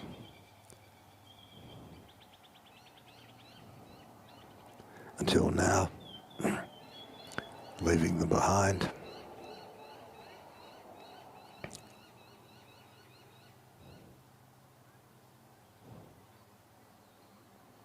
And again.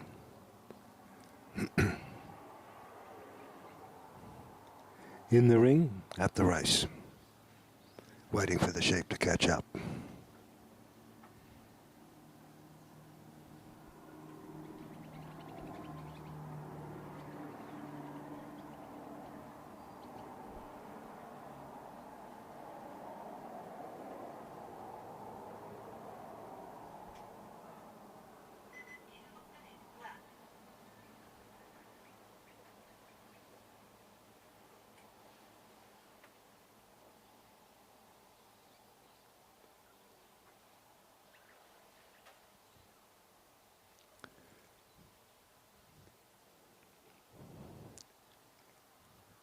For major championships, having two judges has been a real bonus. One does the walking, the other is in a buggy, and they get different perspectives. And it's not unnatural to have a split between the judges, because the judge can only take points from what he or she sees. And in those circumstances, given the two different vantage points of the two judges, discrepancy in the scores is quite common and not a fault in either judge. If there was only one judge out there, the judge would have certain blind spots when they're walking around, but with the buggy going on the outside, it removes that blind spot. In the buggy, the judge should line up so he has direct line of sight across the gap, the race at the entrance to the bridge, and the entrance to the pen. And being in the buggy, he can do that.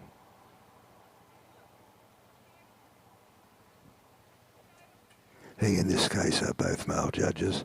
Yesterday, for the second round of the Ted Gabby prize, we had a lady judge, Miss Carly Victory. And time has finished for Miss Vilburn.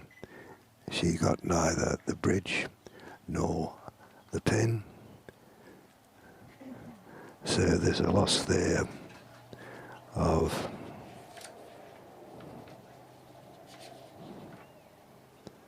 £30 points.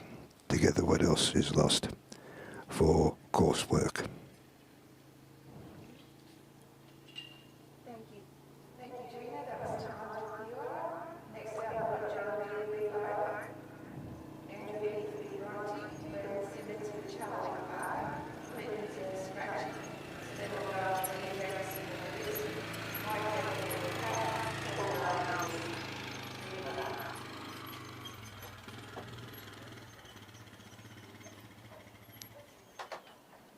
The schools will be with you shortly. Did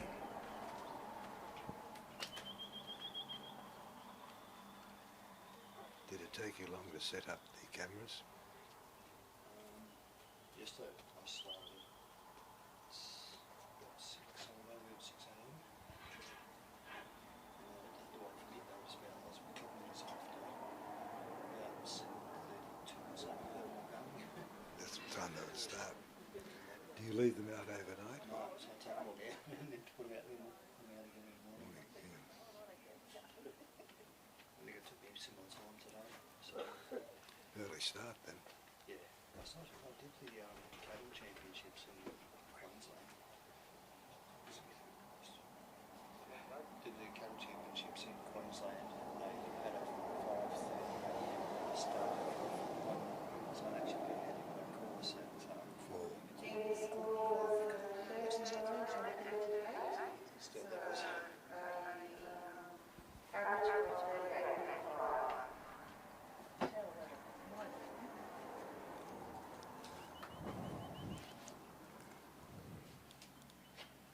So with one judge judging, there'd be neat scores.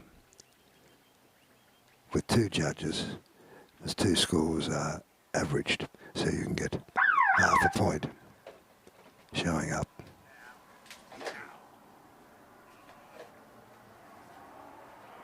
In New Zealand, with some of the trials, they measure in half points. If you ever get an opportunity to go to New Zealand and see their national championship, they have 4 or 5 different courses with different dogs, styles of dogs for each course. They're quite remarkable.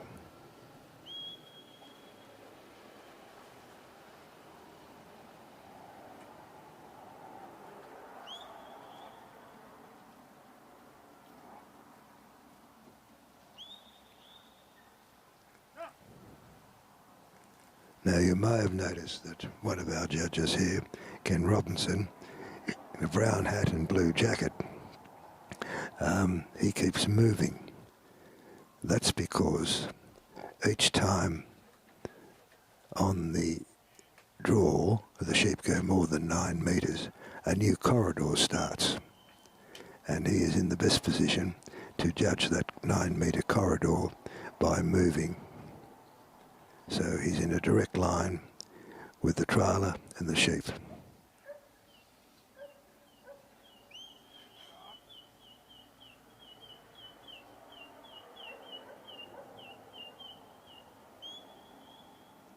Now, given the position of the sheep, it's unusual.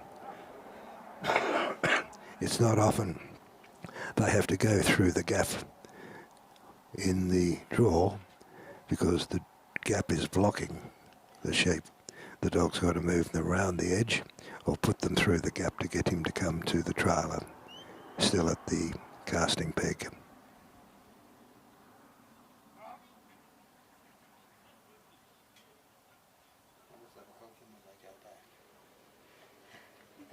One can dream. That's true. And you can also dream about winning lotto. It is sheep trialing, isn't it? It's worse when they go into the pen, because your dog's got to go behind and push them out, and that's something you do not want your dog to do.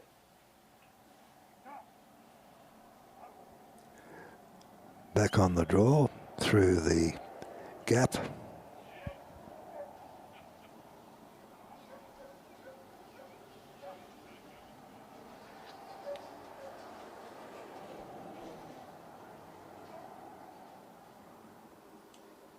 you know much about this dog?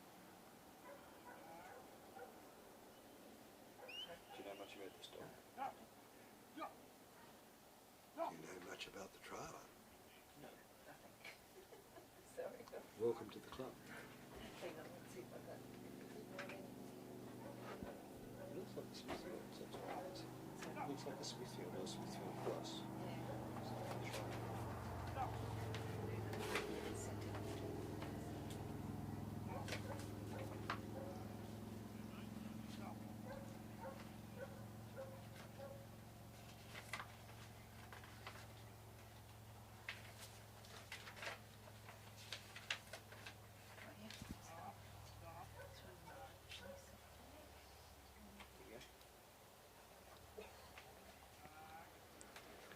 Right, well, I've been given some details about John Reedy.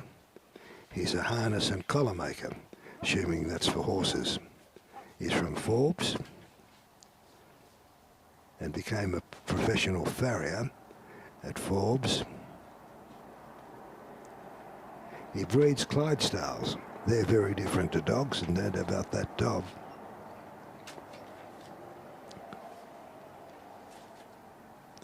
He's resident in Wallumbah, just south of Tamworth, with a wife Mandy and a daughter Bianca. 4 children and 1 grandchild, Sophie.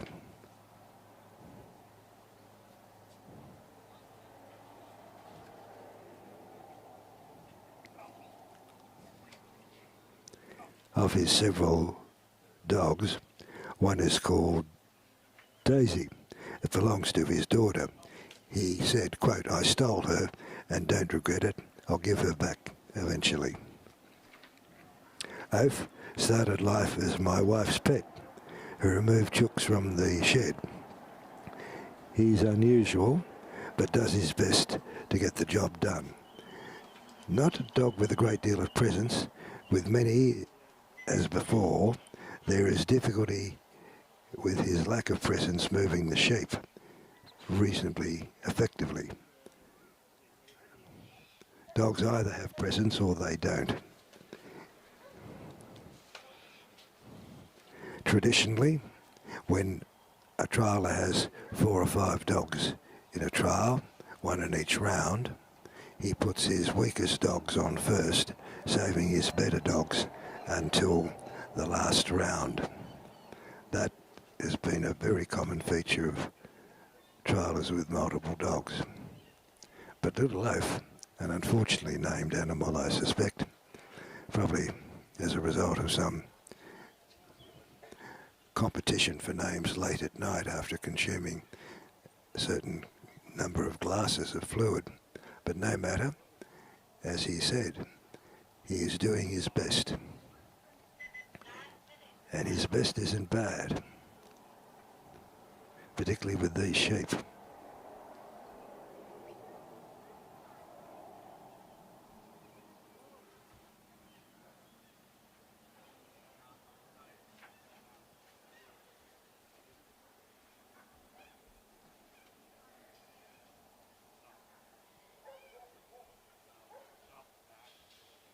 Interesting, the dog has a New South Wales registration, even though he lives in Queensland.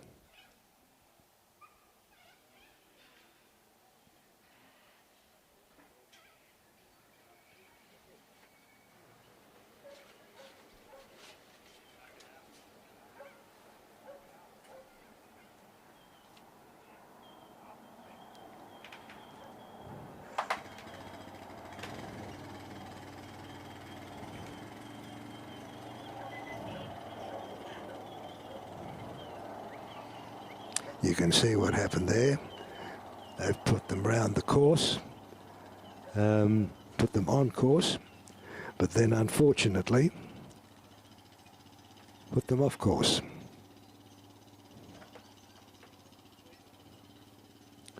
We were speaking earlier about where the dogs to go once they go around the casting bed.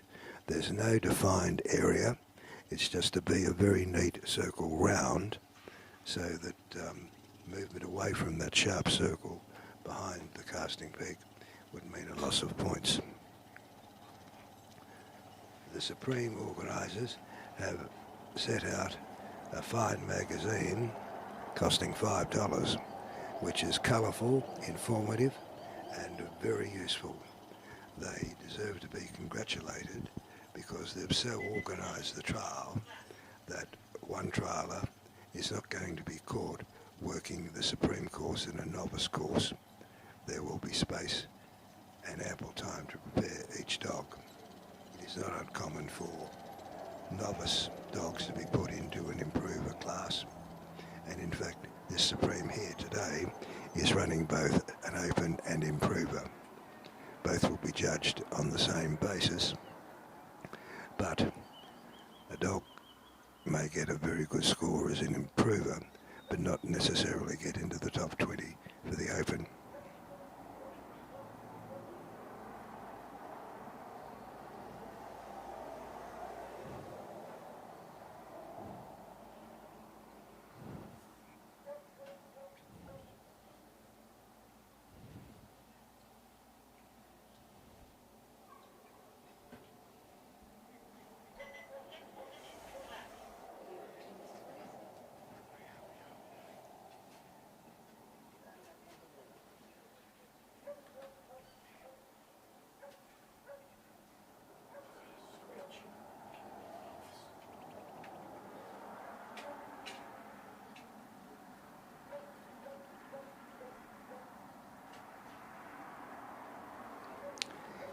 If you think 7:30 is an early start, and I do, have some sympathy for our cameraman. He has to be here an hour before the start so he can set up his 5 cameras every day. They're too expensive to leave out overnight. And they're finally through the gap, but not without a great deal of effort.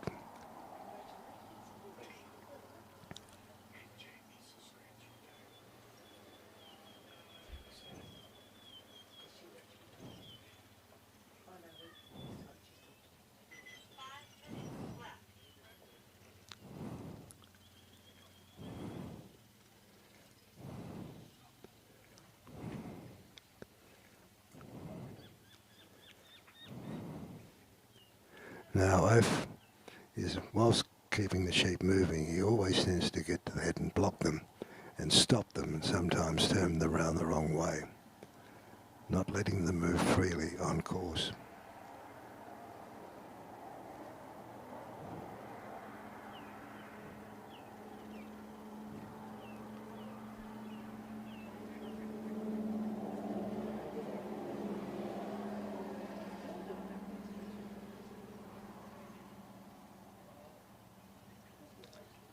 Now remember, these working dogs, both collie and kelpie, are known as heading dogs. That's because their natural instinct is to get to the head of the sheep so the dog can bring the sheep directly to the trailer. There was an example of the skill of doing this when Pip Hudson was giving a demonstration in the last days of the old showground in New South Wales. He stood on the edge of a circle in a shed, and the dog moved to be on the directly opposite on the circle with the sheep in the middle. As Pip walked around the circle in either direction, the dog moved in the opposite direction so that he was in a direct line with the sheep and Pip. And there, unfortunately, was a tragic event. The sheep crossed the dog as I saw it, not the dog crossing the sheep. And unfortunately that is a cross, so under the current Supreme rules, that is an instant disqualification.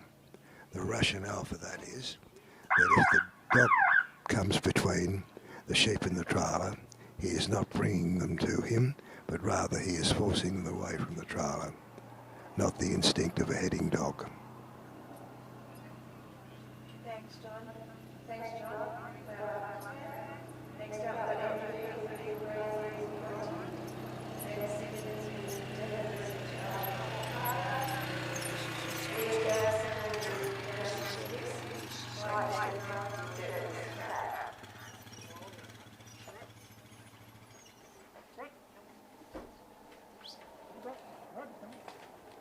you again.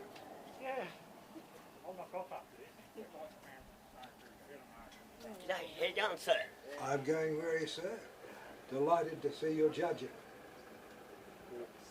It's a delight.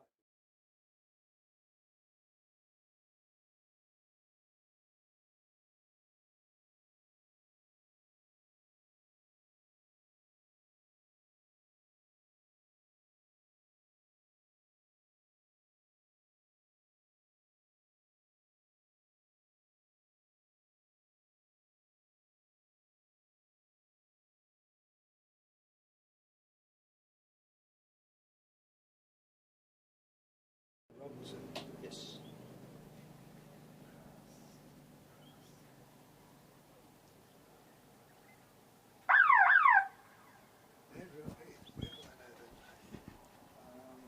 He was in the rep runoff for New South Wales. He's done a few USDs with this dog. Yes. And Kiwi. That is his son's dog. Working with permission, I trust. Yes. I think his son's in school. Andrew, his father was very involved in the Queensland trialling and running a stand-up trial for 9 years. Died 18 months ago. Now that's a moving head in more ways than one. And now there's finally been a lift.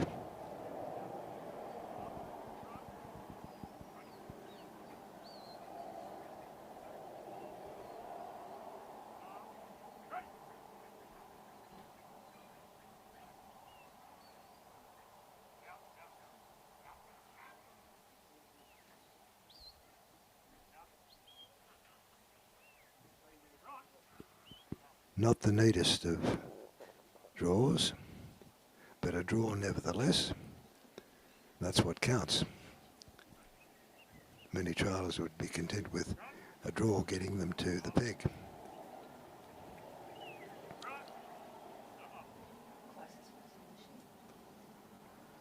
Closest we've seen it's in the show.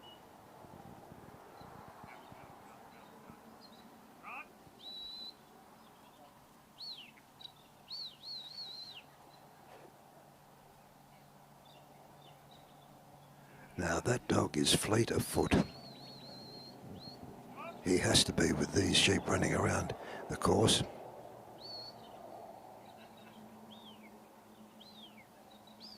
Perhaps if this sort of trial continues with sheep who keep on running, the organisers will organise a bowl of water for dogs as they come off the trial, because they move far more distance than the sheep, even when they split.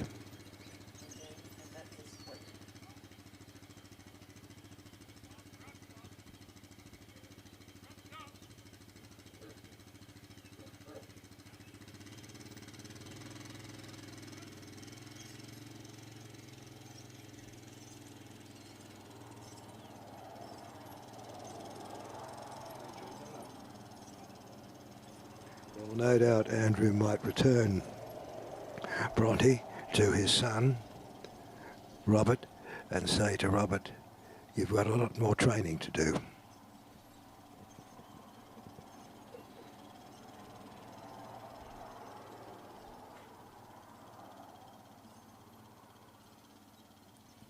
Now that's the luck of the Irish, putting them through the gap so easily.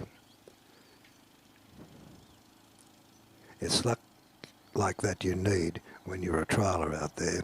You hope for lots of it, and there's always the judge's prayer. The first one is play no favourites. The second one is be consistent. And the third prayer is the most important. Pray that the best dog on the day wins. And don't worry if you go home with no friends. You didn't have any to start with.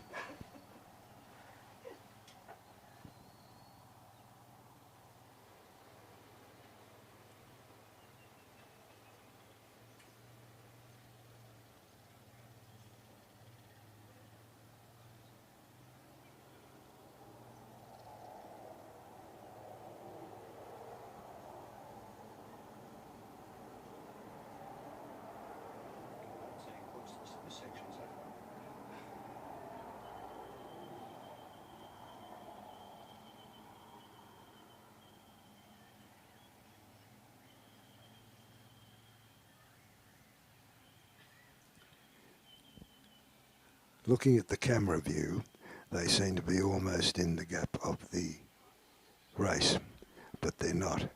But they are now, and they're going through, and through.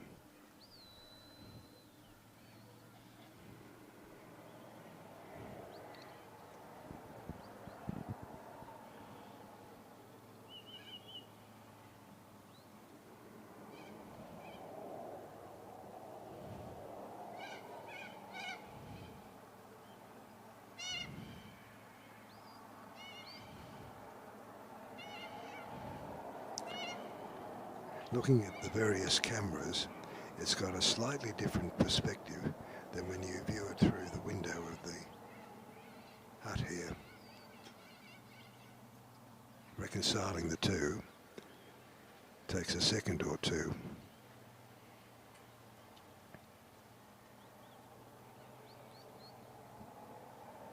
So he's definitely leaving them behind. But a Kelpie is a Kelpie.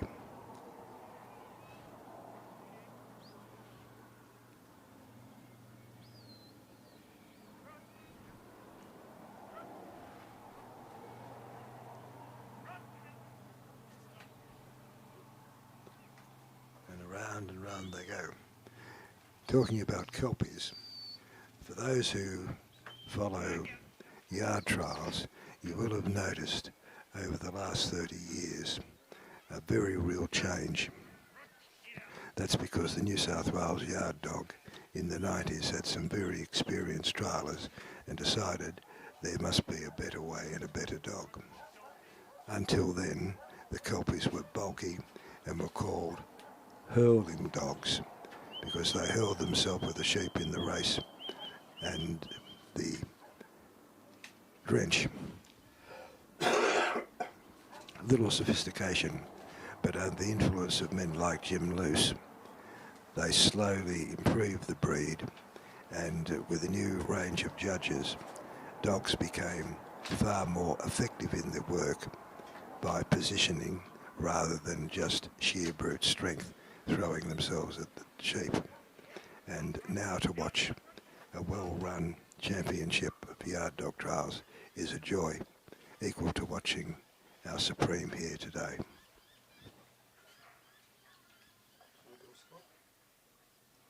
Sorry? Do you know Bill's documents? No. He's over in Sweden, just watching a trial over in Sweden. Kelpie one.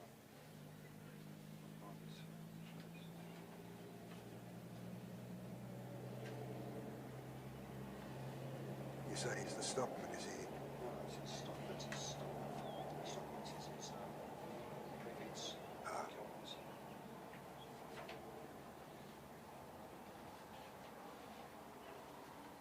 Wow. it's interesting. Kevin Howe and a man from Orange went over from time to time to America to train the dogs, and there were photographs of some kelpies in Switzerland and in Norway sitting on the front of a boat. Very versatile dogs. Pretty sure that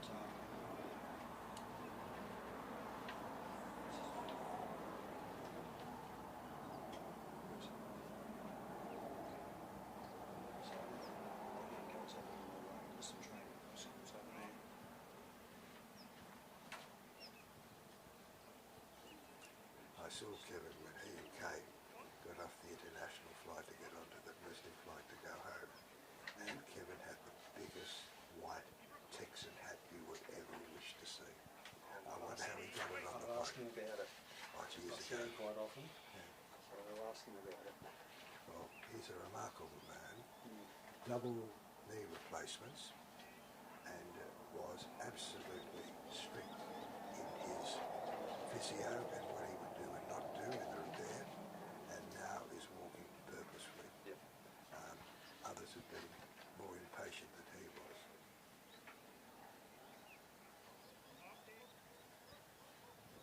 Now the sheep are in the wings, just, but Bronte doesn't appear to be moving them. Both sheep have their backside to the entrance, looking at the dog. The object of having Bronte move around in front of them is to try and turn one sheep's head to look out towards the bridge, so the sheep can see that if I go that way I can relieve the pressure. And one did, but the other two decided to split. Now they've come back out again and wandered off course. And Andrew has decided to retire because he didn't want to teach Bronte too many bad habits. That's the mark of a true trialer, being like that. Always concerned for the dog and the sheep.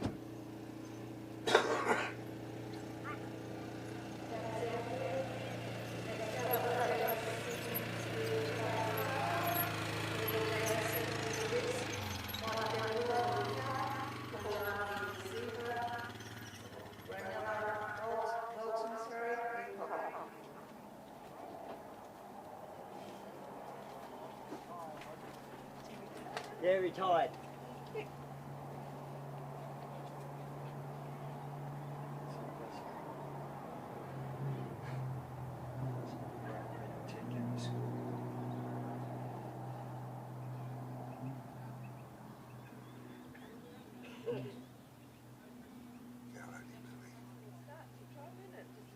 you getting responses, are you? Yeah, just like you said.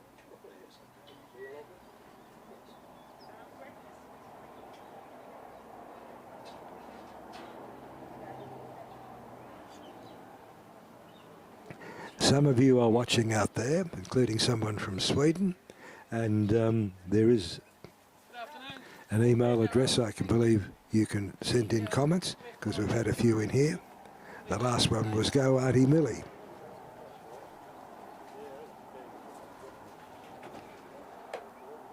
Obviously, Miss Gina Milburn's niece was keen to see her aunt trial.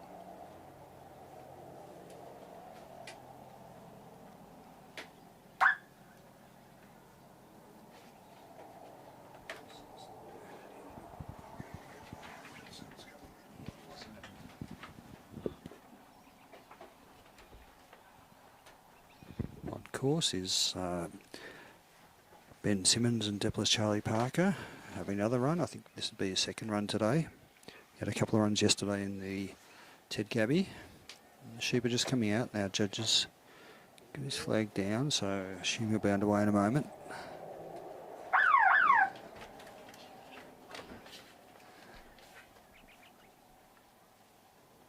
So Ben's cast Charlie Parker to his left, propped him around the the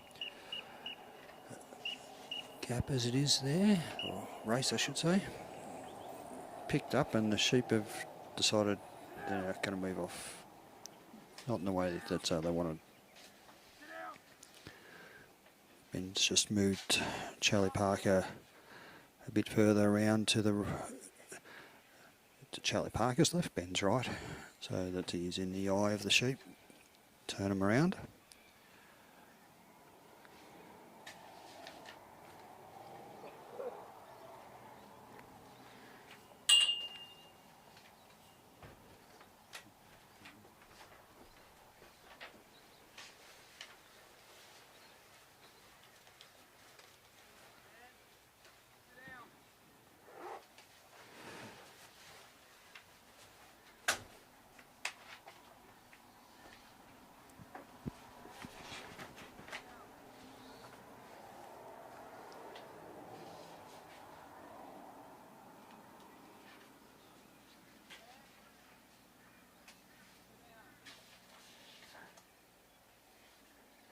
But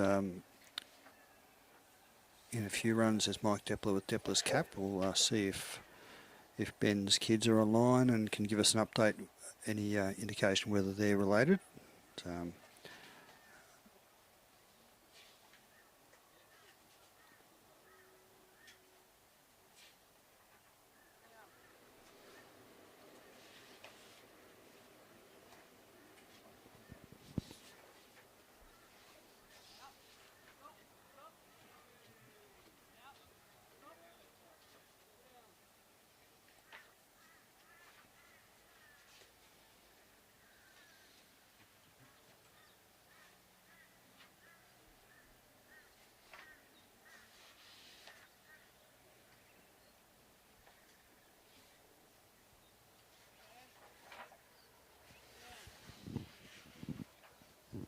Passing the poison chance. That's right.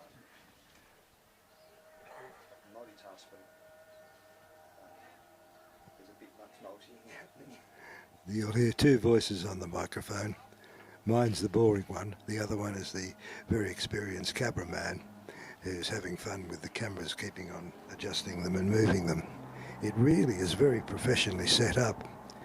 When I first saw the setup, there was a screen outside and I thought it was a solar panel.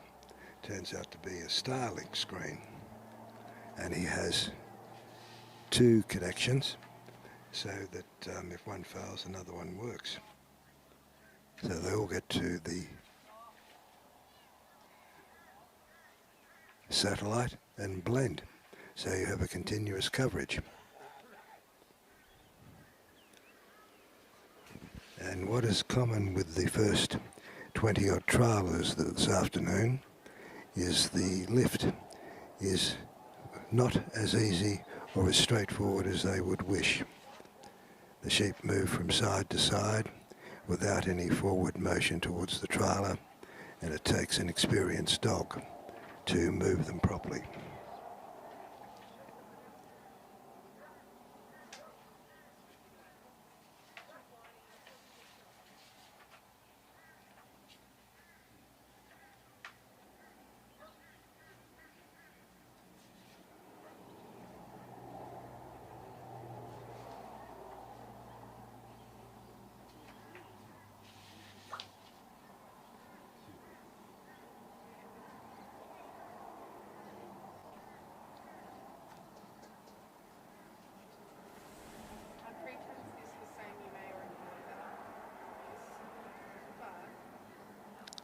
Sheep are on course and moving gently.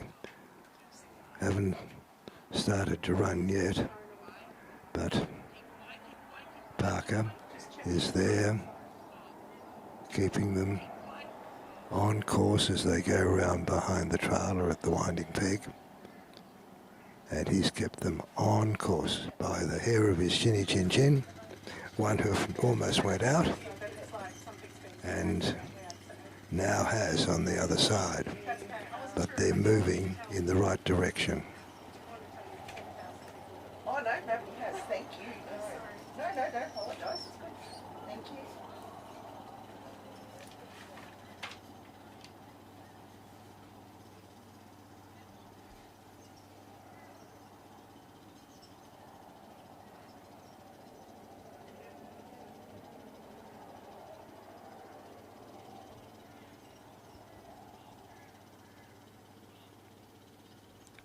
middle of the course, moving very quietly. Parker has them under control, still on course.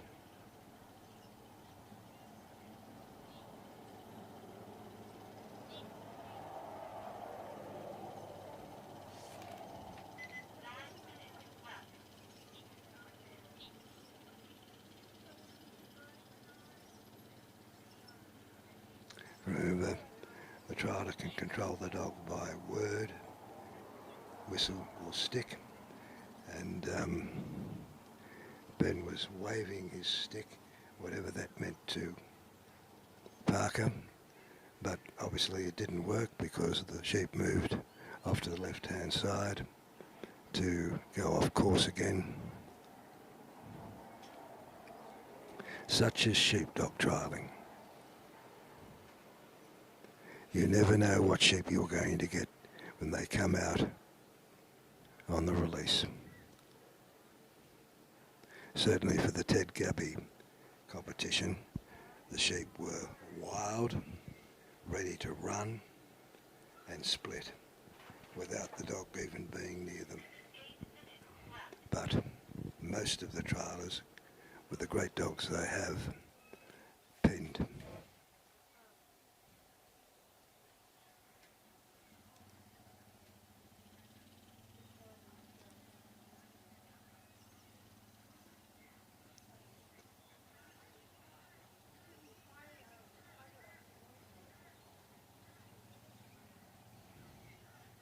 Coming along very nicely, right hand side, moving under the direction of Parker.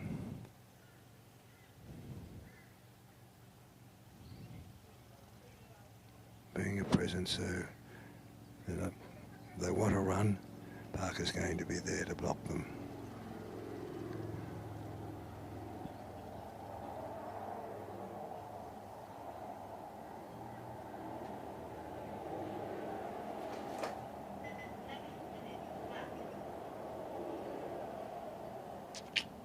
Shame, turned them round, going the wrong way and left behind. 2 points.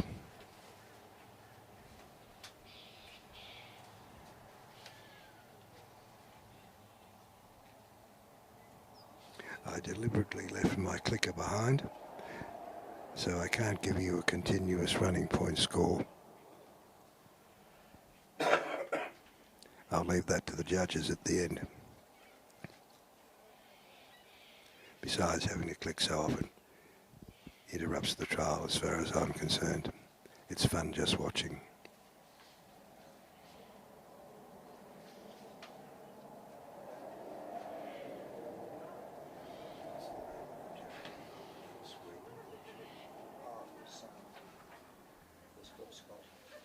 Bill Scott was watching a trial. Bill Scott, he's from Victoria. I want to welcome Bill Scott from Victoria, who's watching the trial from overseas in Sweden, we understand. He's there training some crook kelpies, no doubt, for the edification of the Swiss people. If not, he's having a great holiday, but enjoying the trial on YouTube, whatever time of the day it is now in Sweden. Here it's just on 4 o'clock, Eastern's summertime.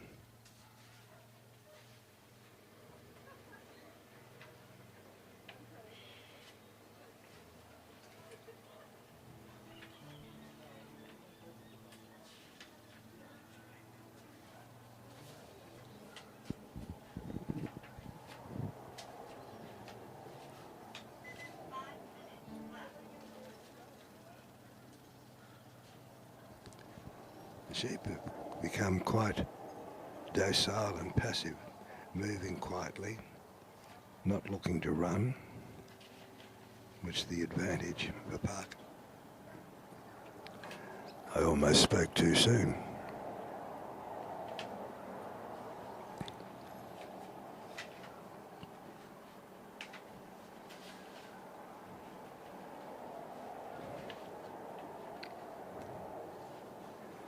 They're being lined up nicely, but regretfully they just turn their heads away from looking up through the bridge. So it'll be up to Parker to turn their heads round and let them see they can escape the pressure by going over the bridge.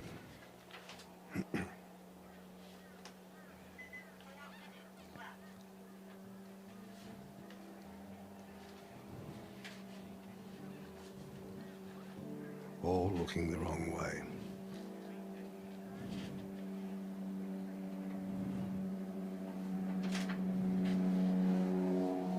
Parker is being commanded to go in one small step at a time, just to increase the pressure, and he has been doing that very gently, lying low on the ground. The sheep are milling again. They've started to look, and they're over. Well done, Parker. Very gentle pressure, gently applied, but purposefully so.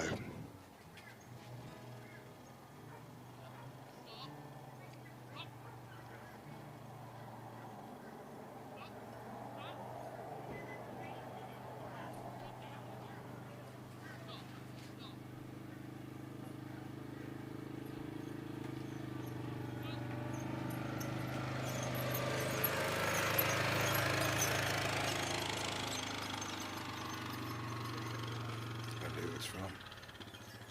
Sorry? Tony who?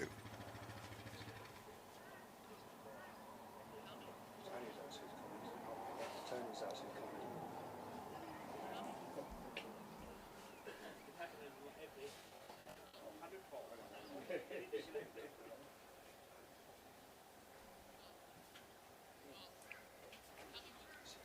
According to the screen, someone made a nice comment about the joint commentary. Thank you very much indeed.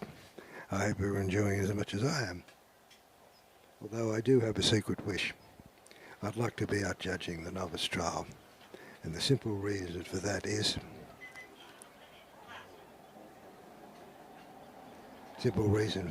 you don't know what novice dogs will do. They're the easiest to judge. They're not automatons.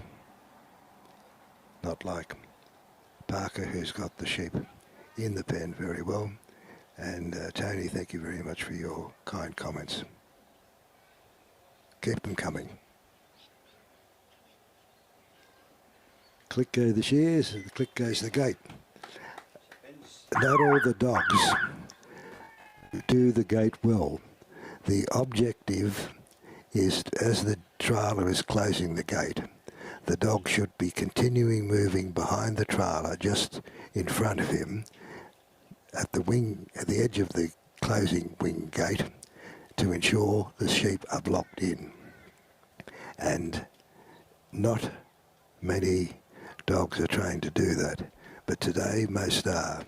And what was special with Ben is that Parker had the pleasure of jumping up after the trial into his owner's arms, as he thoroughly enjoyed it, as did Ben.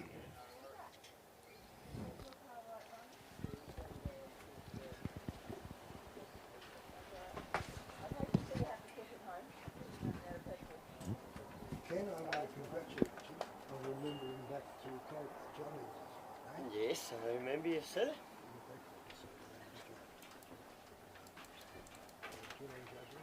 Yeah. That was a pen by Ben and Charlie Park. Next competitor out is Nick Jefferson with Whisk, Mike David with Cap, Paul Darmody with Ziva, Renella Wilton with Poppy, Stephen Cross with Baza. Well, at least you've got a better day Glasses at than least you yesterday. can see. It is. No way. Oh, 86, 86.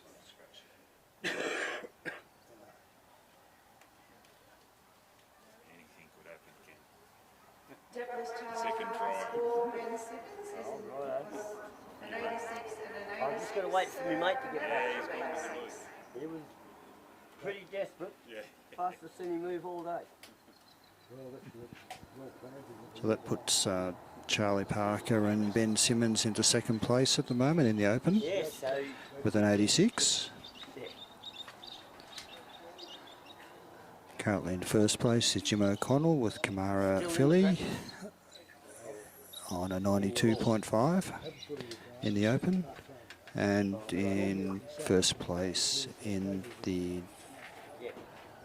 Improver is Simon Leaning with Marion Vale Twister.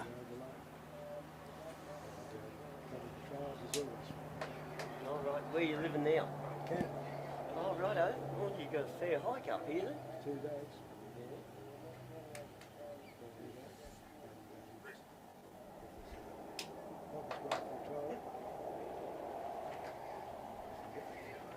Well, you got no friends out there, Lee?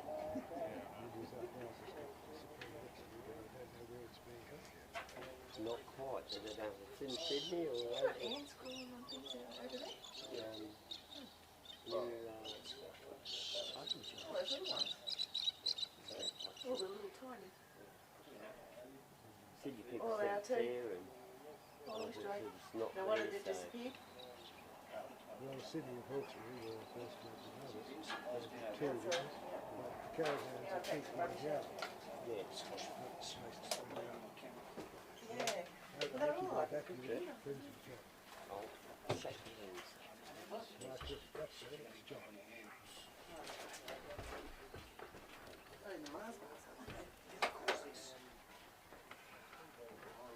Actually, I might pinch a piece of that before you close.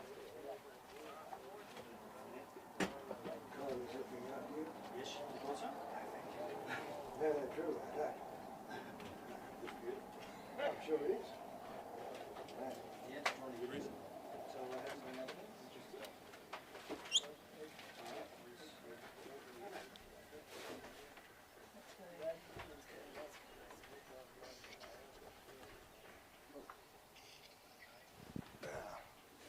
Next is Lee Jamison, Jamison's Risk. Lee Jamison. Well, Mr. Lee Jamison is out at the casting peak now with his dog Risk. It's an interesting name for a dog. The sheep are fully out, almost past the corridor of orange ribbon and cast.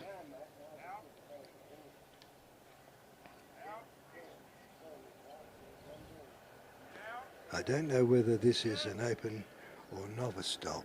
Risk. Perhaps I can be told.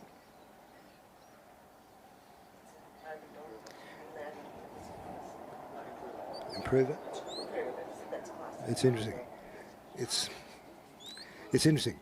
With open dogs, you wouldn't expect the trailer to have to instruct the dog on the cast. With an improver, you will hear a trailer continue to instruct the dog to keep out and not cut in. That's what our current trailer, Lee Jamison, did.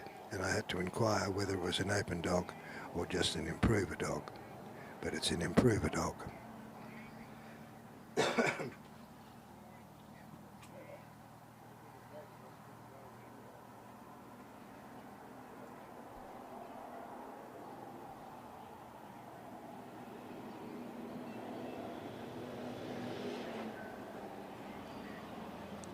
Tasmania is a fair way to come for a trial. I'm sure there were trials before and after the Supreme to make it worth a trial as worthwhile coming.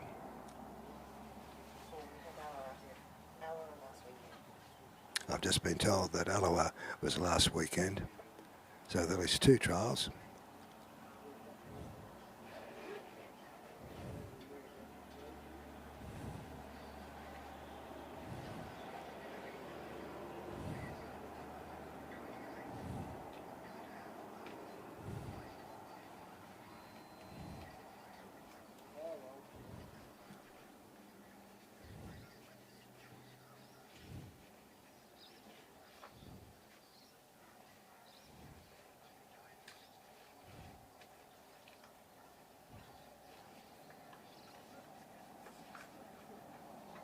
Obstreperous sheep One of them stamping their feet at risk.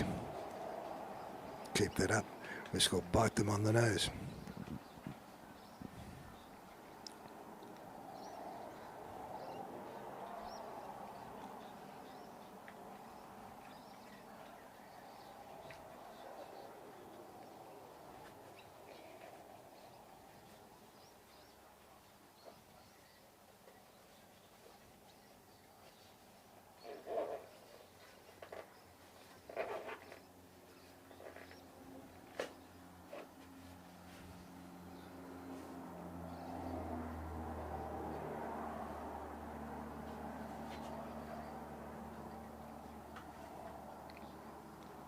Again, the sheep are tending to mill and not move in any direction the dog is trying to force them. Almost the dog has to get up there cheek by jowl to get them to move, and that doesn't always succeed. Sometimes he'll send them splitting away, but they're moving now. Round, round, round, and kept in the corridor by risk. Well done, young dog.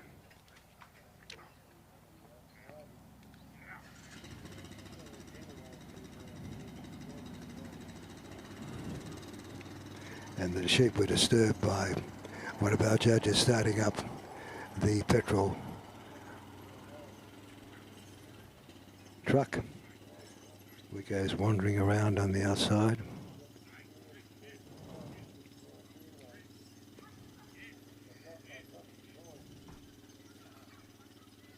Again moving out of the corridor, back in the corridor.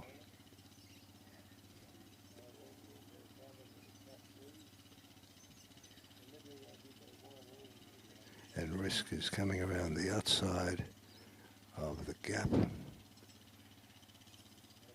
Interesting place where it's being positioned now to come round behind to try and turn the head to go through the gap.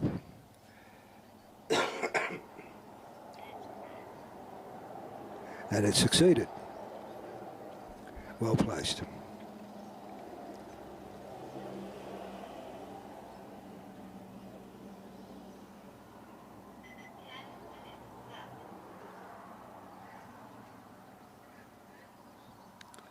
Apparently on course, moving with the trailer on the right hand.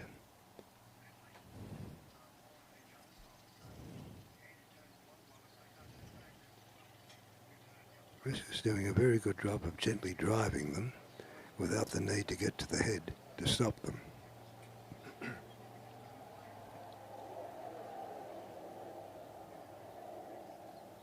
There can be luck.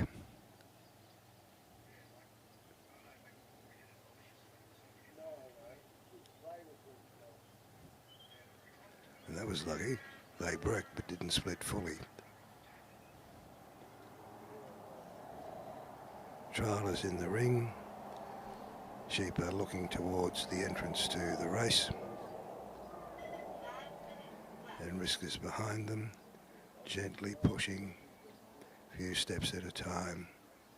Will he be successful?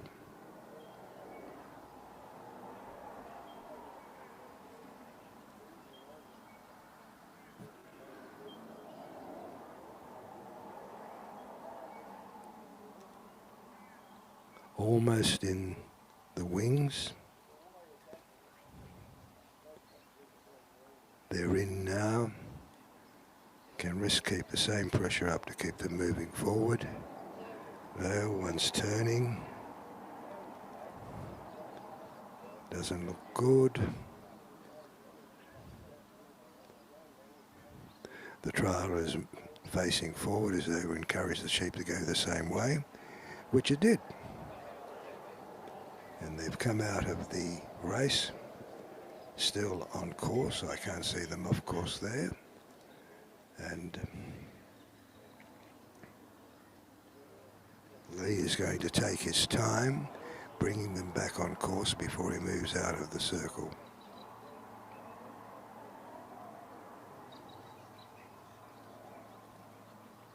A wily trailer who knows his dog.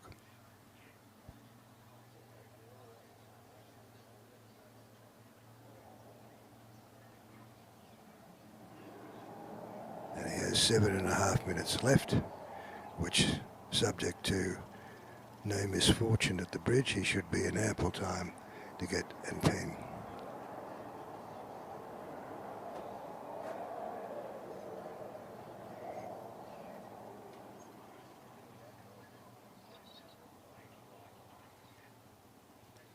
Some trialers carry a countdown clock that counts down the 15 minutes so that they know where they're going for time. That'd be shattering if you were running out of time and you'd worry all the time.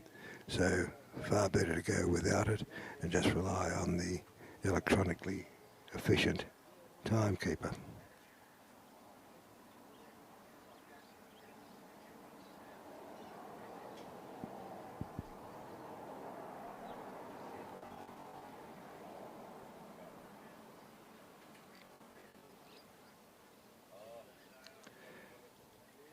Not yet into the wings of the bridge.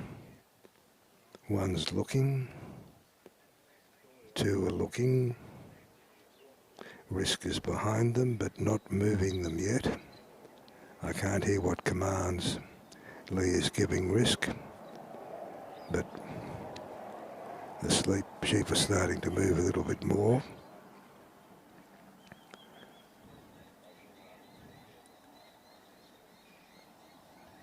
Risk is winging behind them, obviously under direction, to try and get the sheep to move off him up the ramp.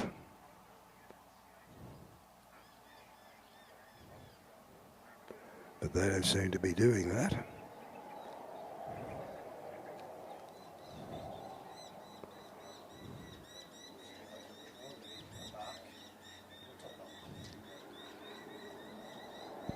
Top nut, they're not in the drenching race.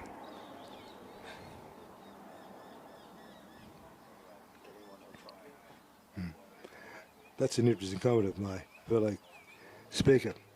He said bark or top knot to get them to move. That's interesting because in yard a bark can be a form of pressure and they will bark only on command. Rarely, very rarely, do you hear a bark on a 3-sheep trial. In fact, I've never heard a dog bark, growl once and then bite in a proper way, just sniffing at the nose, but never barking. So they work rather very, very quietly. You would think if they were fully in the wing of the bridge, a bark might be sufficient, but no, it's not done. And Risk isn't having any success moving these sheep upwards over the ramp. In fact, they're moving back and out of it and looking to go elsewhere.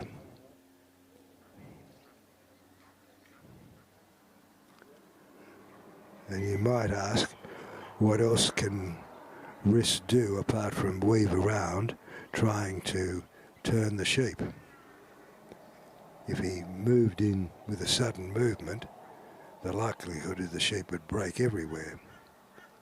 So his movements have been purposeful, gentle, and perhaps not threatening.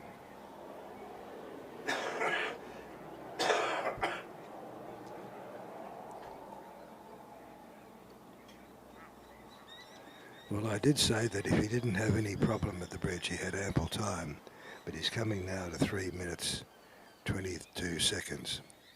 Still ample time if he can get the bridge. But for those trialers out there seeing this situation, what would you ask your dog to do to get them to move?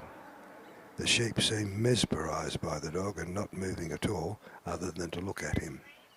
Any comments that you may care to make by email or however you communicate? Let us know.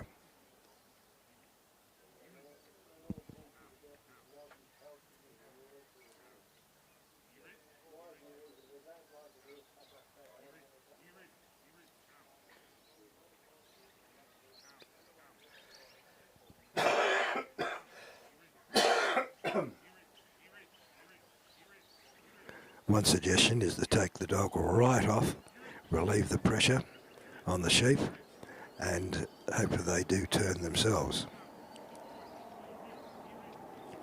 But that isn't being tried here.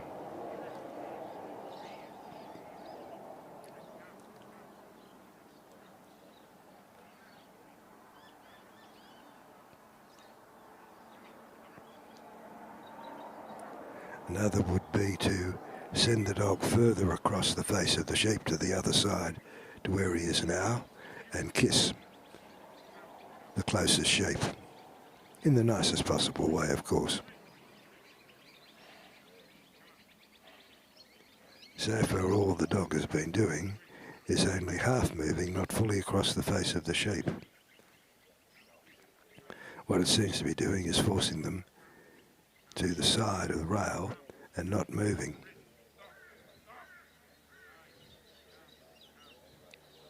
Now he's coming over further.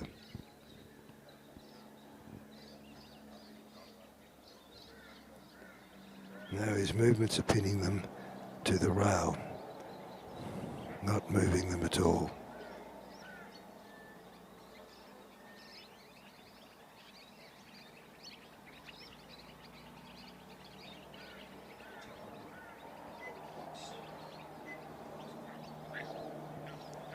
And Lee has decided to retire rather than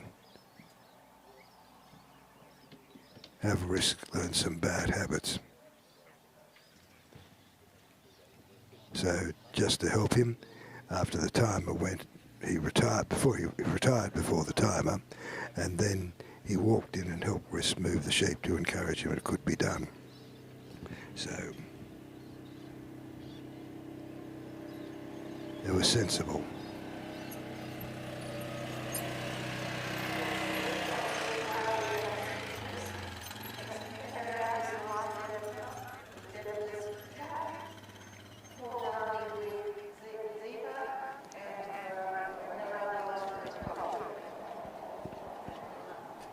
Retiring when only a minute to go, a bit rough. Yeah, I hate that.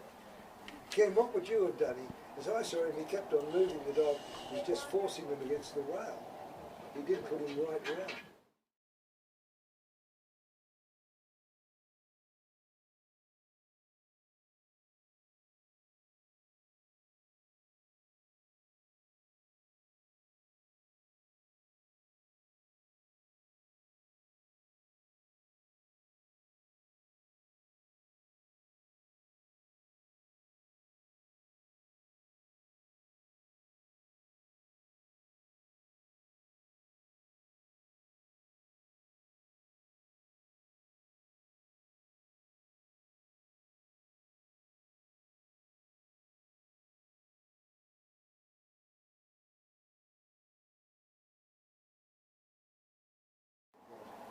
So this is the half brother of the one that is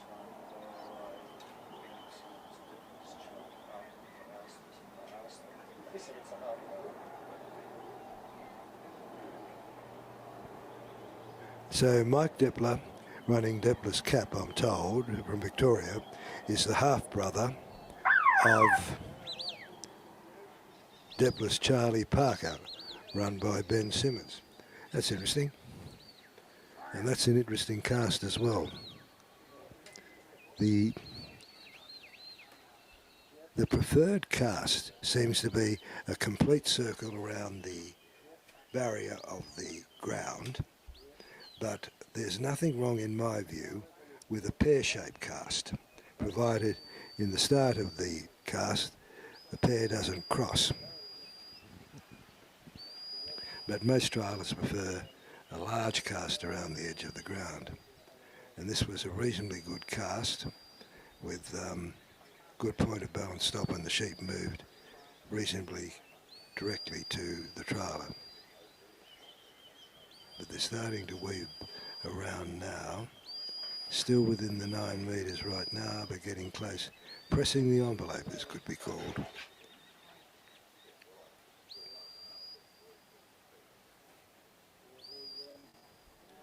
Yes, one of the judges has moved. The 9 metres have been breached. But around the trailer and on course, that was a very quick cast, 2 minutes less. He'll be pleased with that start. If he can keep them moving in the same way all through the trial, he'll be a very happy man. Not when they keep on doing that though, out off course with the dog chasing them.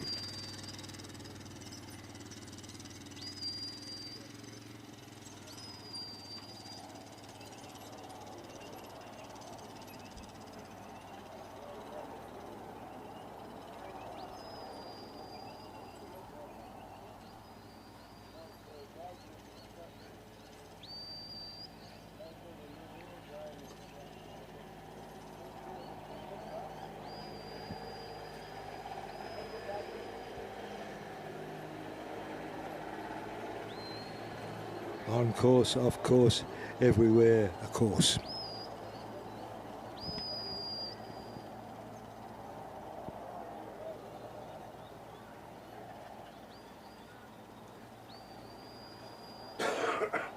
Remember, the obstacle heats have a series of points amounting to 40 in total.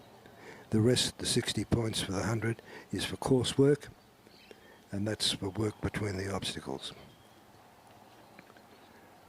The judges are looking for a purposeful flow of the sheep down the corridor within 4 metres fore or aft of the trailer, and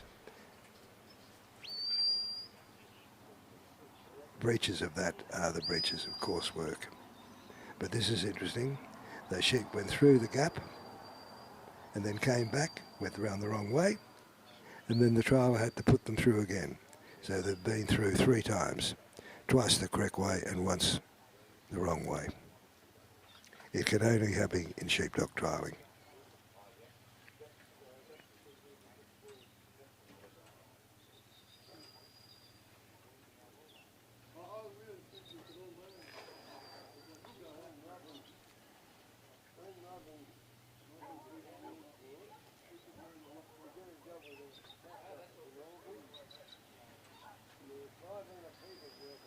Not to say we couldn't learn it from you, Paul, but don't get me wrong.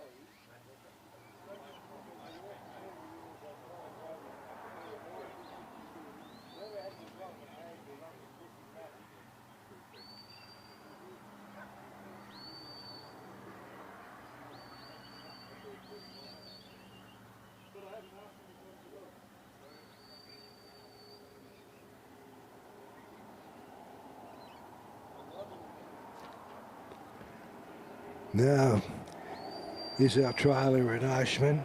He's had the luck of the Irish, straight through the race, no problems at all.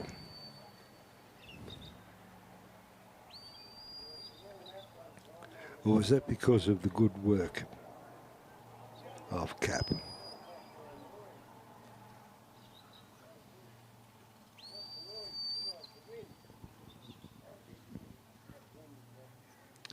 Ten minutes to go.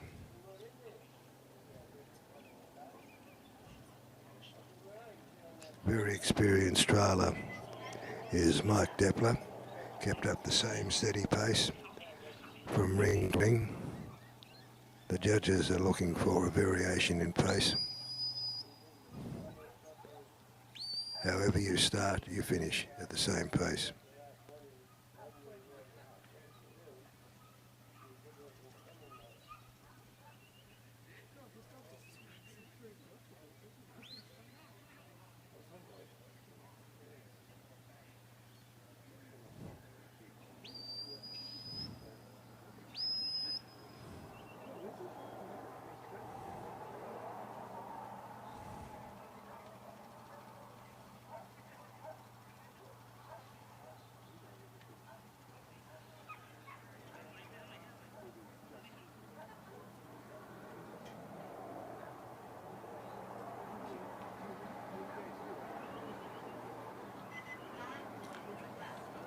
On the bridge, will they come off?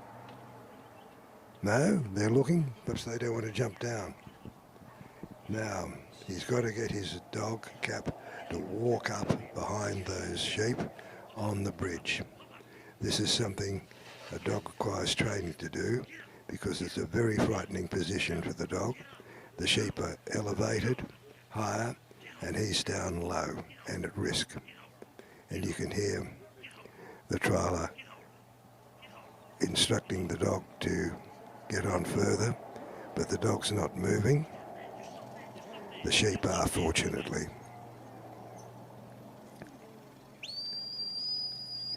That's a brave thing for a little dog to do.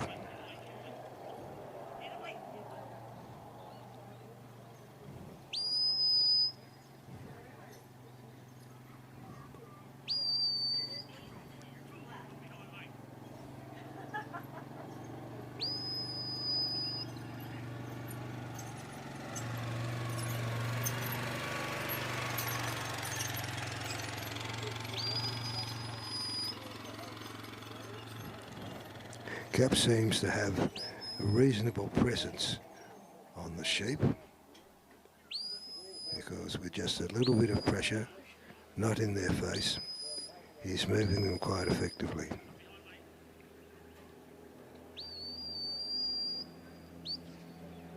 And he's been sent round effectively enough to keep them in the wings, yes.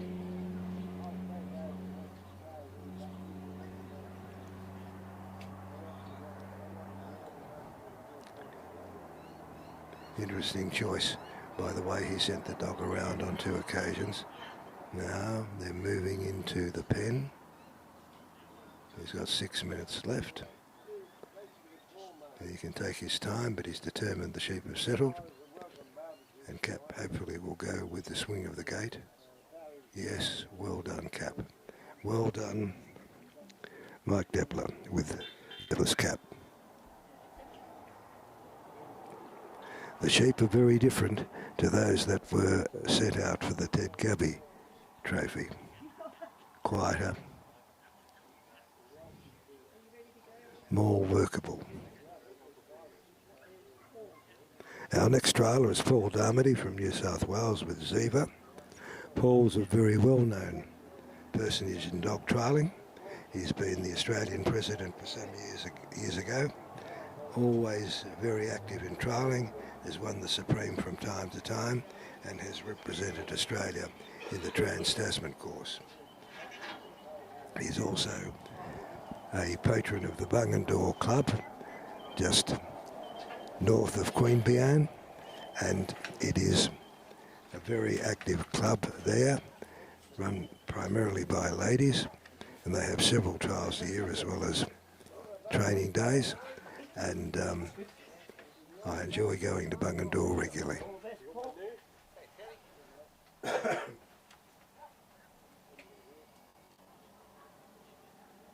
Thanks, Mark. That was a score of 84 and 84, so an average of 84. Next out, we've got Paul Darmody with Ziva, Ranello Walton with Poppy, Stephen Cross with Gaza, and our last competitor for today will be Marie Moran with Queen. I shall leave you up, Paul, if I may. Yeah, you certainly may. If you want commentary tomorrow, I'll happily bore you and your audience. Okay, thank you. Asking who you are. So a few people have asked who you are. I don't think it's her name, so. Oh, but no, John Eads. John Eads, okay. Yeah, I do.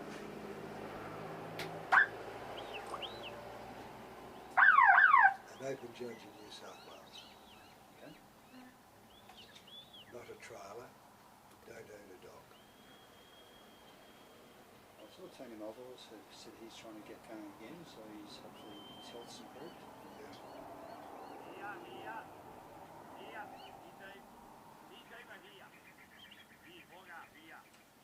Met Clip Hudson in the early 80s at the Nationals. He took me under his wing, became a novice judge, then an open judge with Jeff Gibson. He was president of New South Wales qualifying. Then was at Miranda in 7th year trial. And Pip took the view that as I had no friends in the trialling game, and I was a lawyer, I'd be impartial and apply the rules. So I've done a bit of judging. As I said, I like to do more numbers.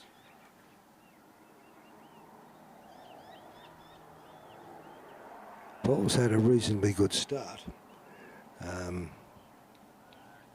FAQ lift. The draw isn't too bad.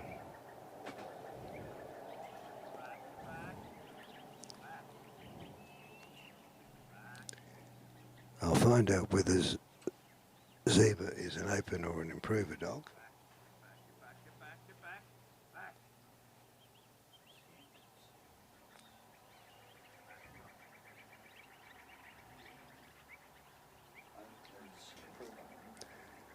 An improver dog.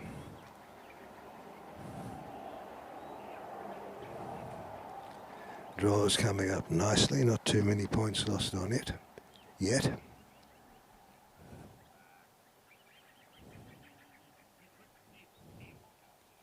Sheep appear to be calm, not spooked by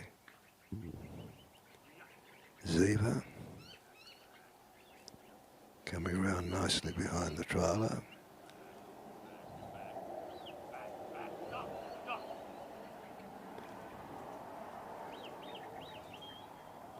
Paul had Ziva placed reasonably effectively, but not quite. So they went round the marker, but went off course. Notwithstanding the be off course, Paul's elected to start walking, and he's left them behind. But they're coming back now on course. Not quick enough to stop the loss of points.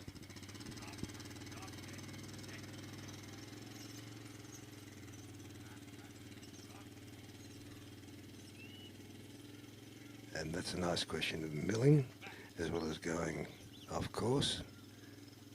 1 for being off course and 2 for being more than 9 metres off course. And it'd be interesting to see whether the judge decided that the dog turned them around and pushed them the wrong way, or whether it was just milling. That's going to be for the discretion of the judges. I might ask Ken Robinson what he thought when he finished in judges.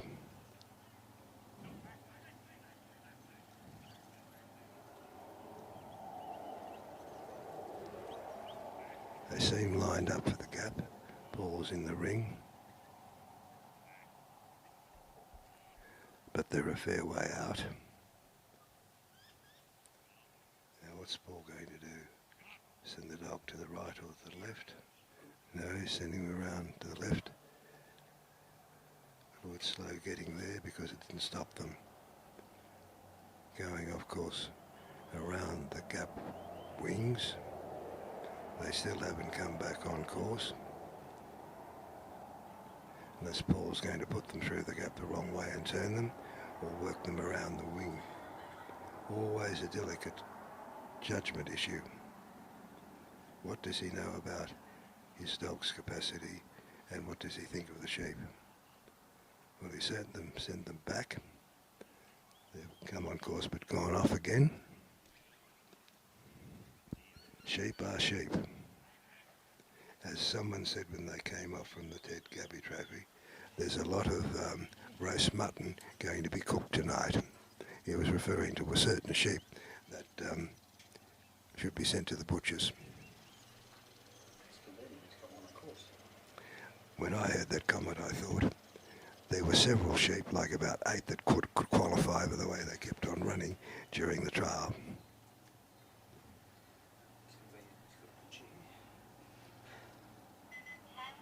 Someone with a sense of humour said, it's convenient. Paul Darmody is a very well-known butcher in the Bungendore area in Queanbeyan. Moving quite well on the corridor.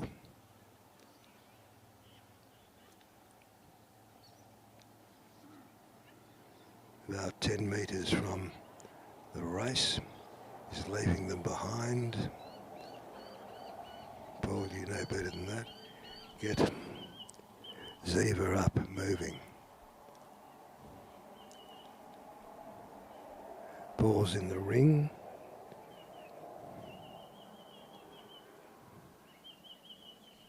The sheep aren't yet in the wings. Moved around the side. fully around. There's 3 points.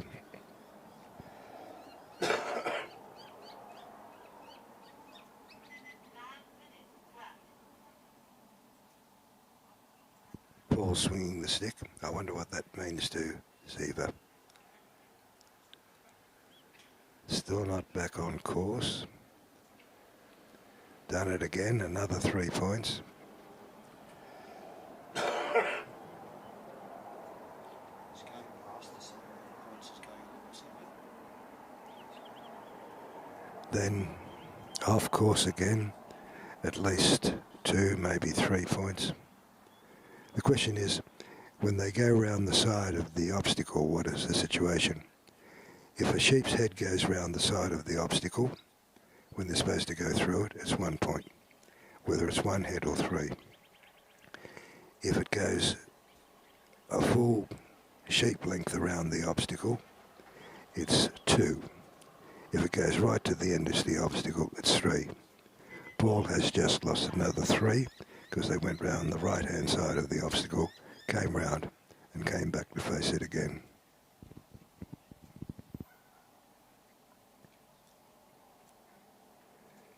They're being lined up. They seem to be in line with the wings, moving in, moving through.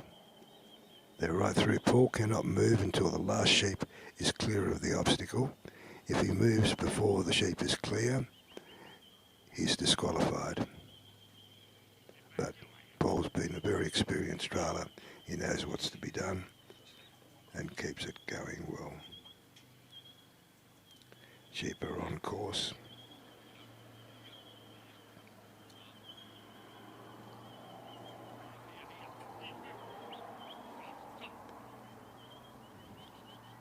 Not too far ahead of him. Not looking directly into the wings yet. Moving across the face of the wing, unless Ziva can come back quickly and turn them, which he has. I assume Ziva's a male dog. Could be a female dog.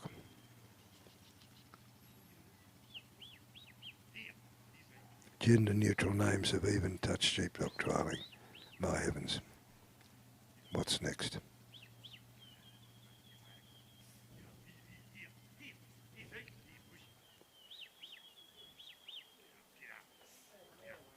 Again, Paul's instructing Ziva to get up, but the dog isn't doing so.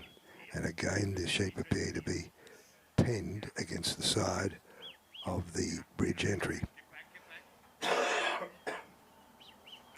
This is what occurred with the last trailer, and 2 sheep went over when the dog moved and 1 went round for 3 points. And given where they're going now, Paul has decided to retire. Thank you very much indeed, Paul. Look after Ziva, a fine little dog, seems to be enjoying her work.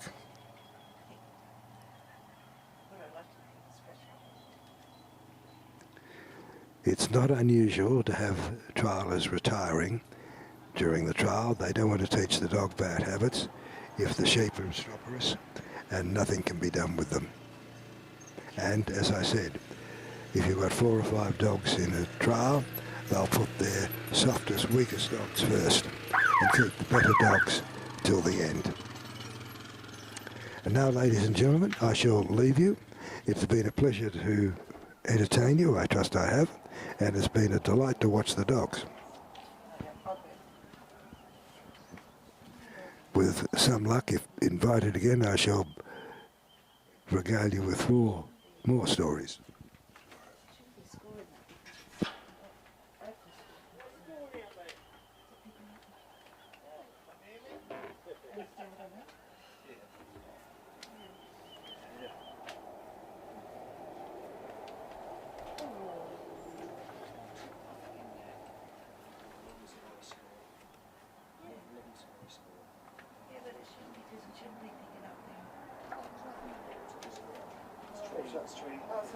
That's trading the book as a growth.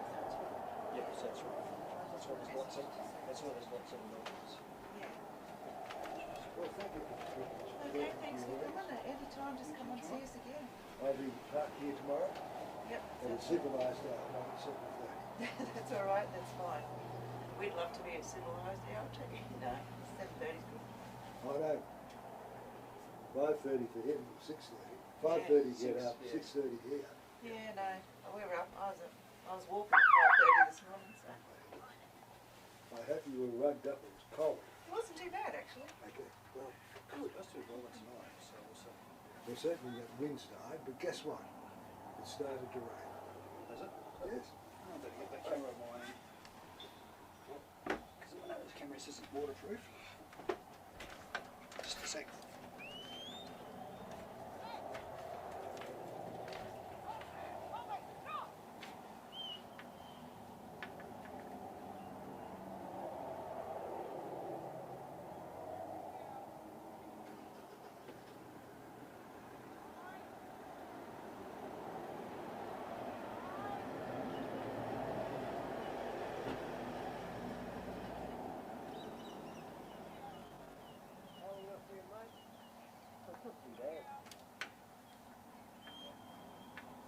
I mean, he left you here on your own.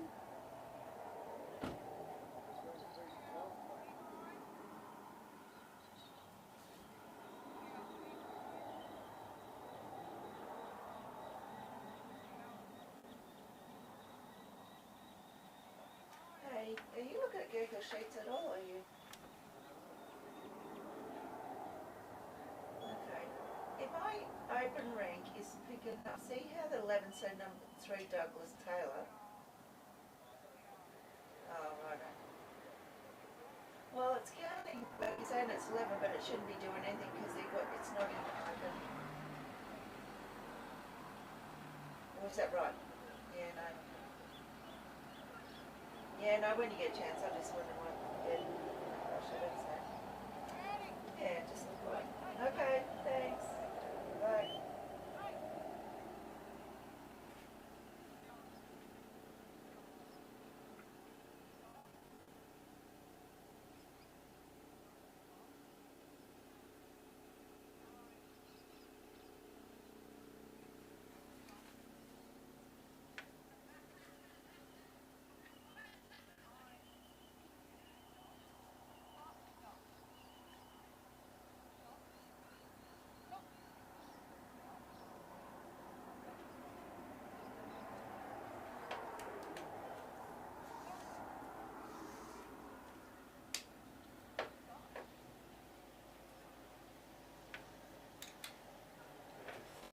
Hey, come out there, come and hop in here. Quick, come and sit in here. Get out of that road.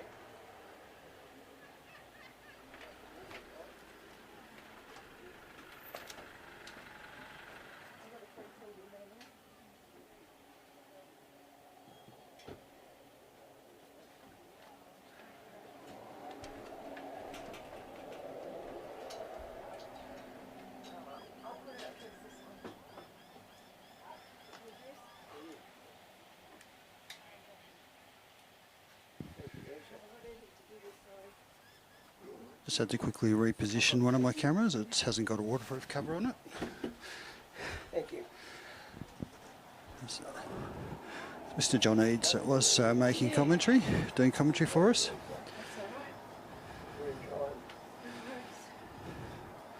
So on course is Ronell Weldon. Yeah, yeah.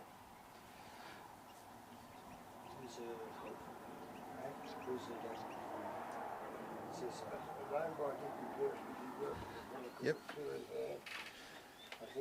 Oh, yep. So Morley surrounds dogs with being worked by Ronell. Morley, isn't it? Morley Surround, isn't it? I'm not too sure. I don't know. Yep. Okay.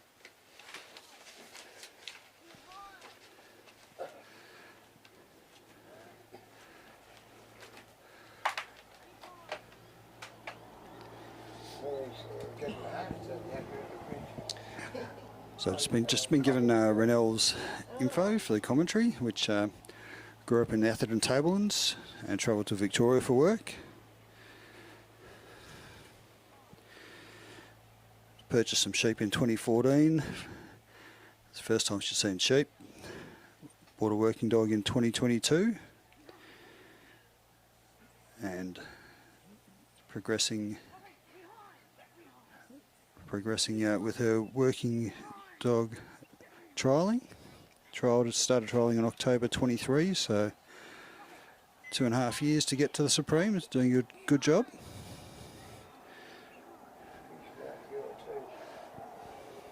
PhD in biochemistry.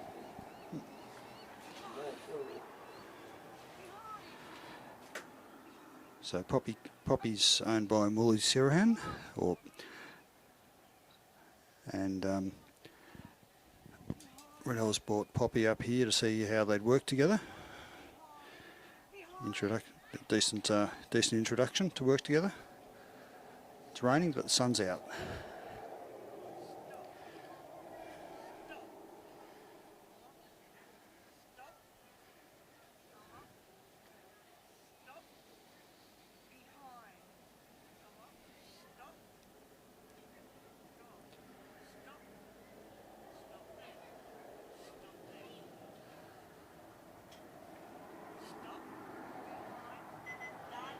So there must be some Victorians out there watching the live stream who can comment, put some comments up there.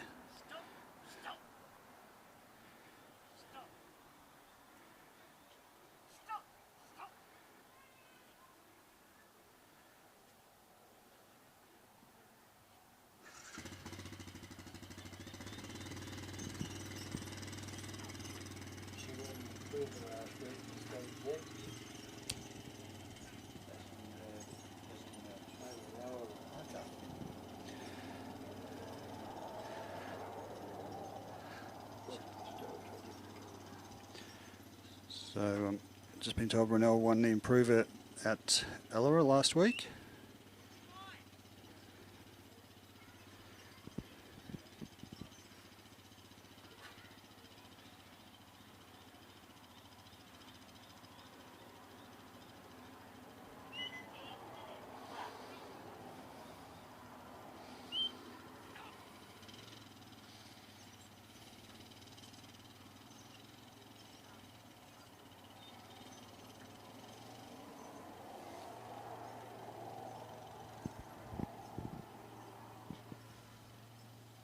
Nice view, isn't it, really? The rain, the sun coming through. So the sheep have just slid down the left-hand side of the gap.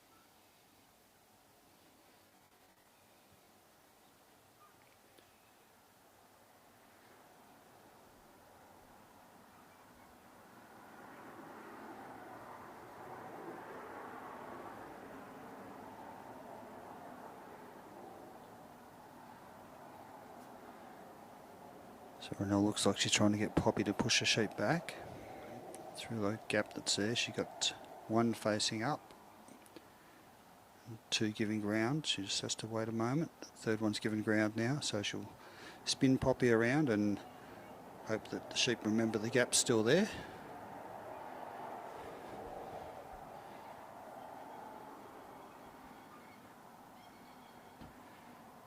Tried to run past the side. You'd think they'd know they just came through that gap. They could just go through it the other way, but they're sheep.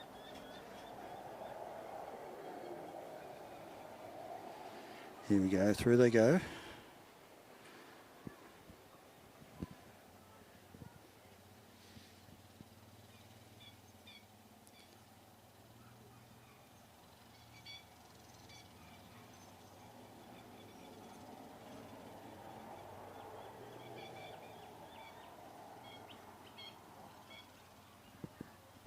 Tony, do you know how many of your dogs are running in this?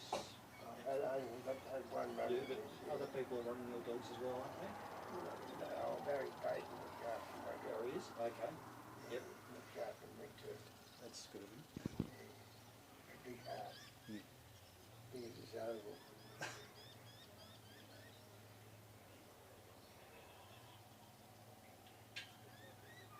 That dog had worked before. A dog that he bought it for a gas in New South Wales. That was a bad habit, biting people and everything, curing those habits.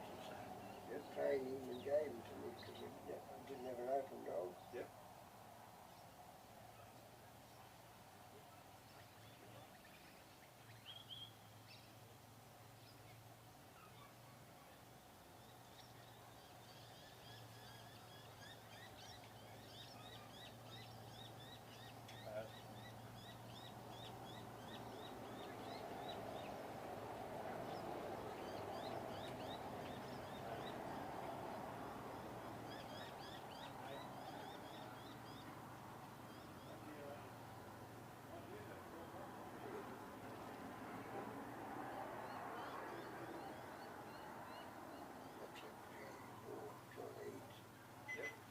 He was my solicitor 40 years ago.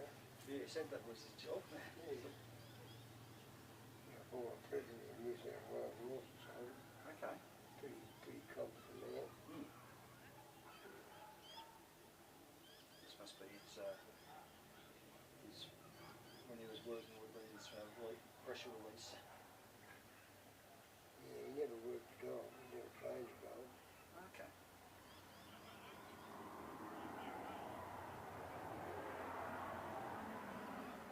He lost his wife many years ago to that motor neurone disease. That's nasty. Yeah. And he did have a dog of some sort. He was one of those Yeah, he said it's pet dogs. Yeah. Yeah, he said it was a couple of yard trial at one stage. Someone lent him a dog, and he said Pip lent him a dog at one stage, but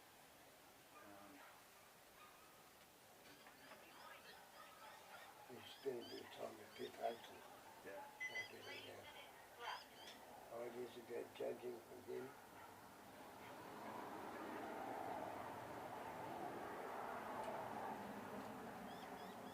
He judged the lowest 2000 Supreme. What's the 2000s? Where was the 2000 Supreme? At Hawkesbury opposite the RWF place. Oh, okay. No, that's not like to. I went to one about 8 years ago. And we've been Hawkesbury again. Yeah, it was Hawkesbury. Yeah. With those bloody jet planes taking off at That's the right. end. Yeah. No. Couldn't hear yourself think.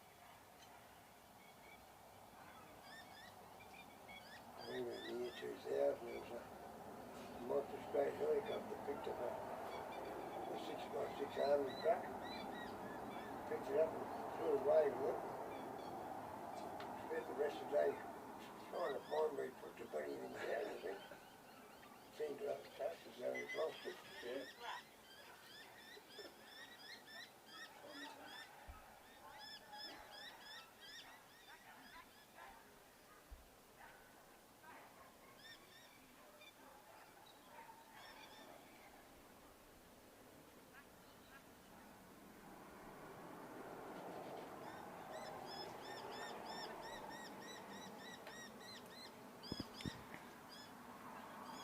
Not sure if those sheep are just not wanting to go up the ramp because it's now damp and it could be slippery, or whether it's just being a bit stubborn like they have been. The last lot of sheep have been, the last few lots of sheep have been a bit stubborn trying to go up that ramp.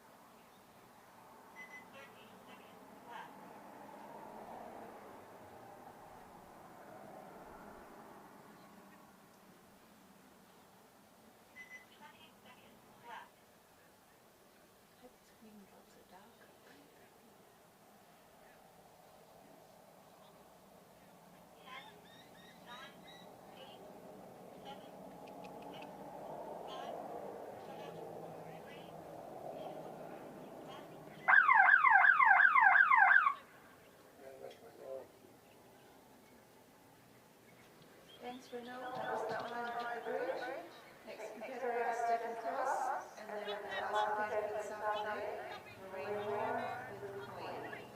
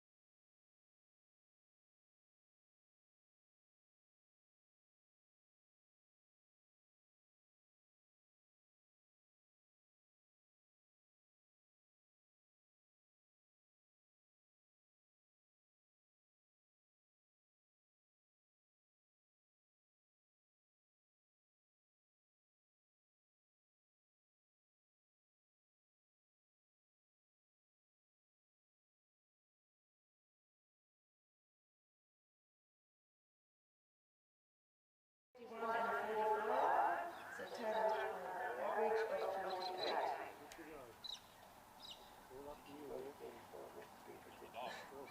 Roy's got a bit wet. It's the wettest scorecard we've had so far.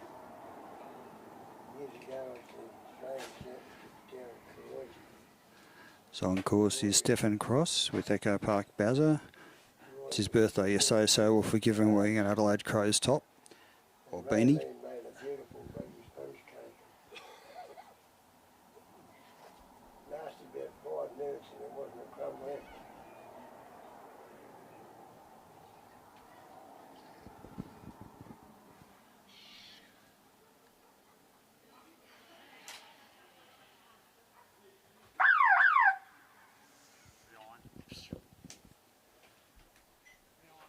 So one of the few to have, probably the first that we've seen in the Supreme cast on the left-hand side.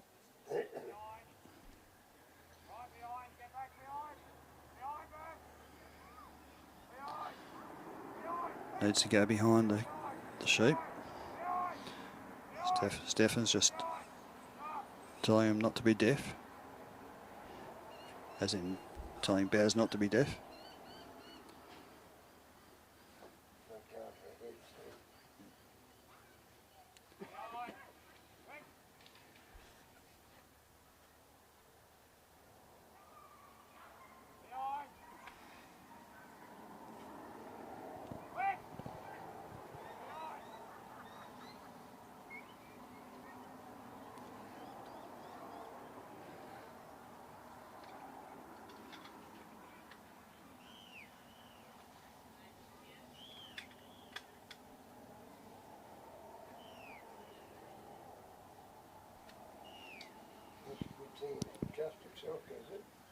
Nah, it's got to move it. Yeah.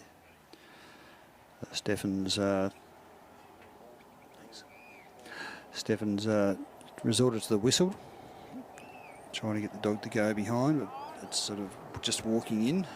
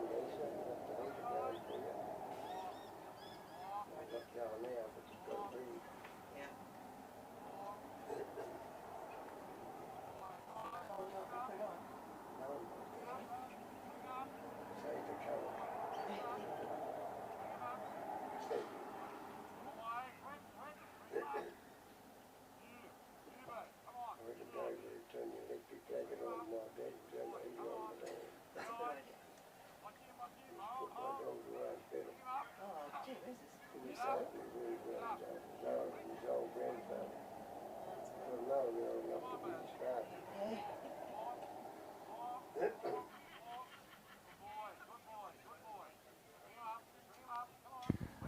So Baz has finally got around their sheep, starting to bring them up.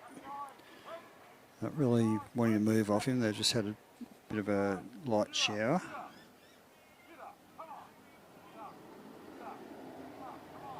It's changed the behaviour of the sheep. It's finally got them to turn around, but they're looking back to see where he is.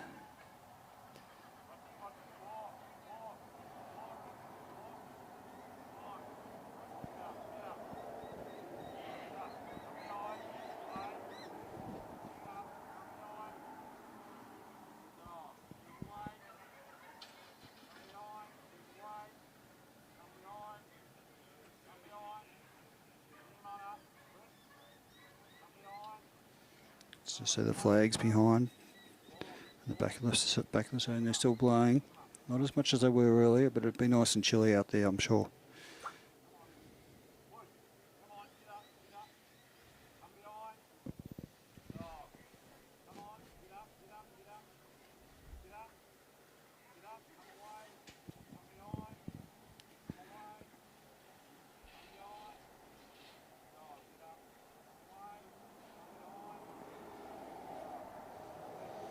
Still see there's a light mist out there.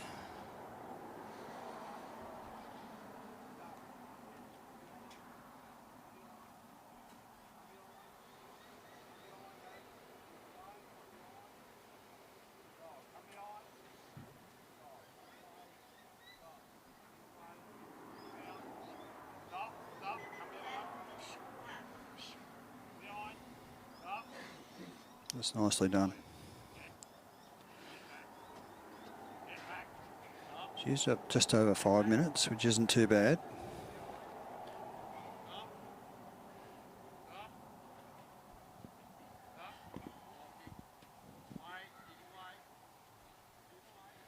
Sheep have broken off course now.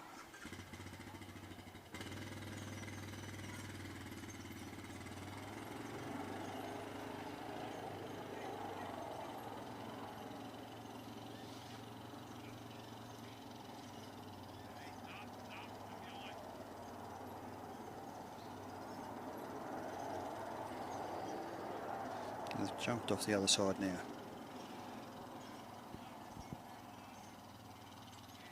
Dilly wants to keep him in between these areas.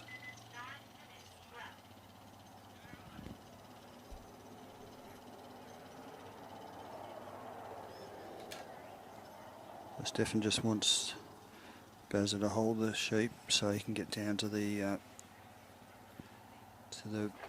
little circle that he's got to stand in.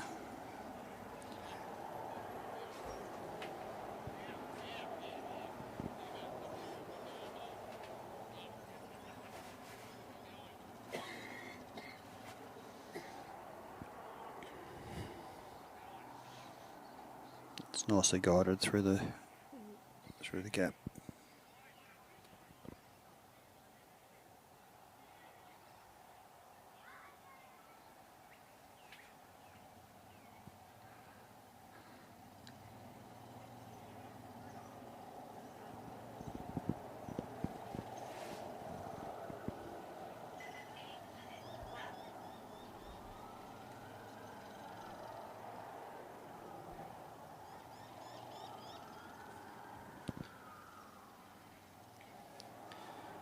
So just trying to get Bazza to keep the sheep in touch with him. Ideally, the sheep will be within that same, between the same points that he's in, which are those and those at that stage. So now he's walked on, he's got the sheep to Bazza to bump the sheep up. Stefan just has to walk in at the same speed.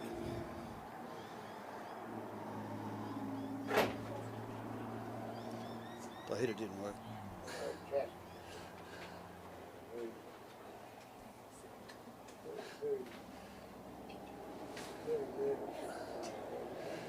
Phone goes up the stack. he's got him to the mouth of that that race now.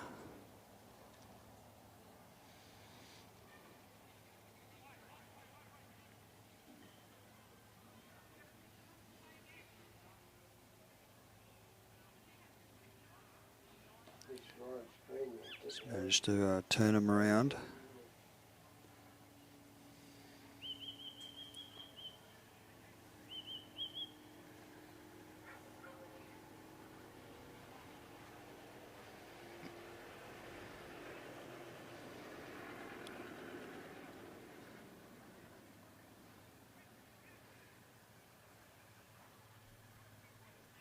They haven't quite come out yet, but they have now.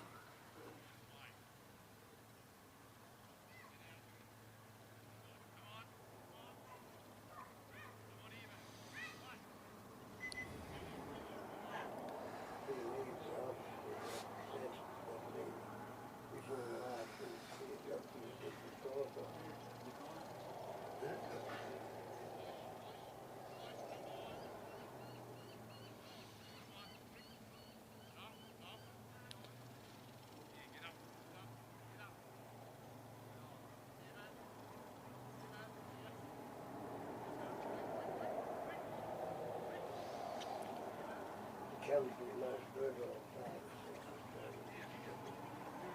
can see Bazzers and Stefan are now working together quite well.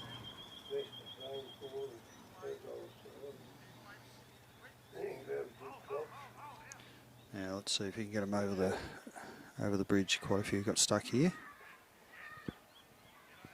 Got 5 minutes still to go.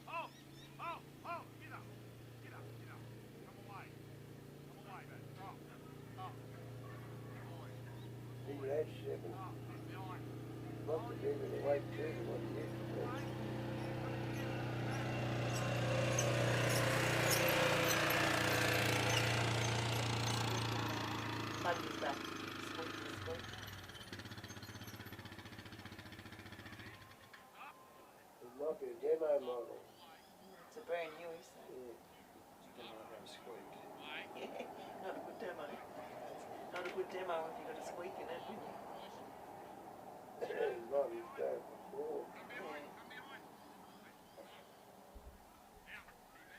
They got a hide, have they? Or?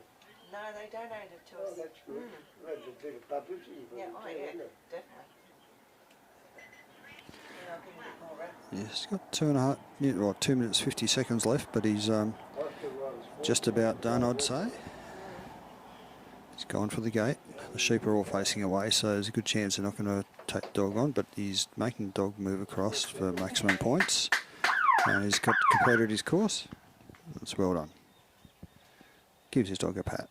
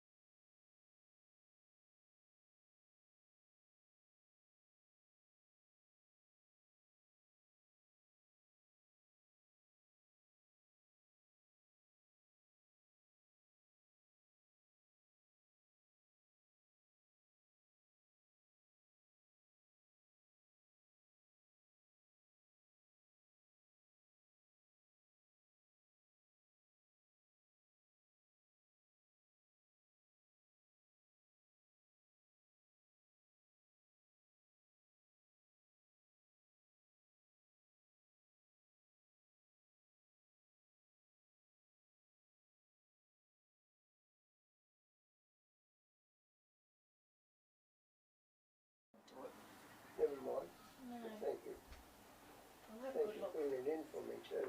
That's all right. Have you got the latest scores? Do you want me to fill them in before you go? No. Gee, we don't want to go much later than this in the day, do we? No. Well, once the sun gets behind those Yeah, that you lose get about dark half. pretty quick. Yeah, lose about half an hour.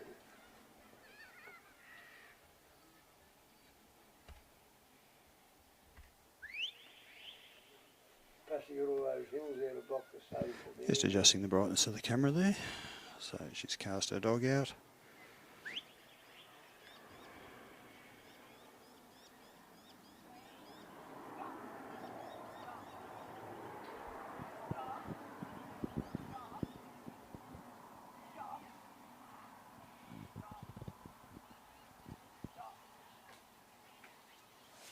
It's all up to date except for this one.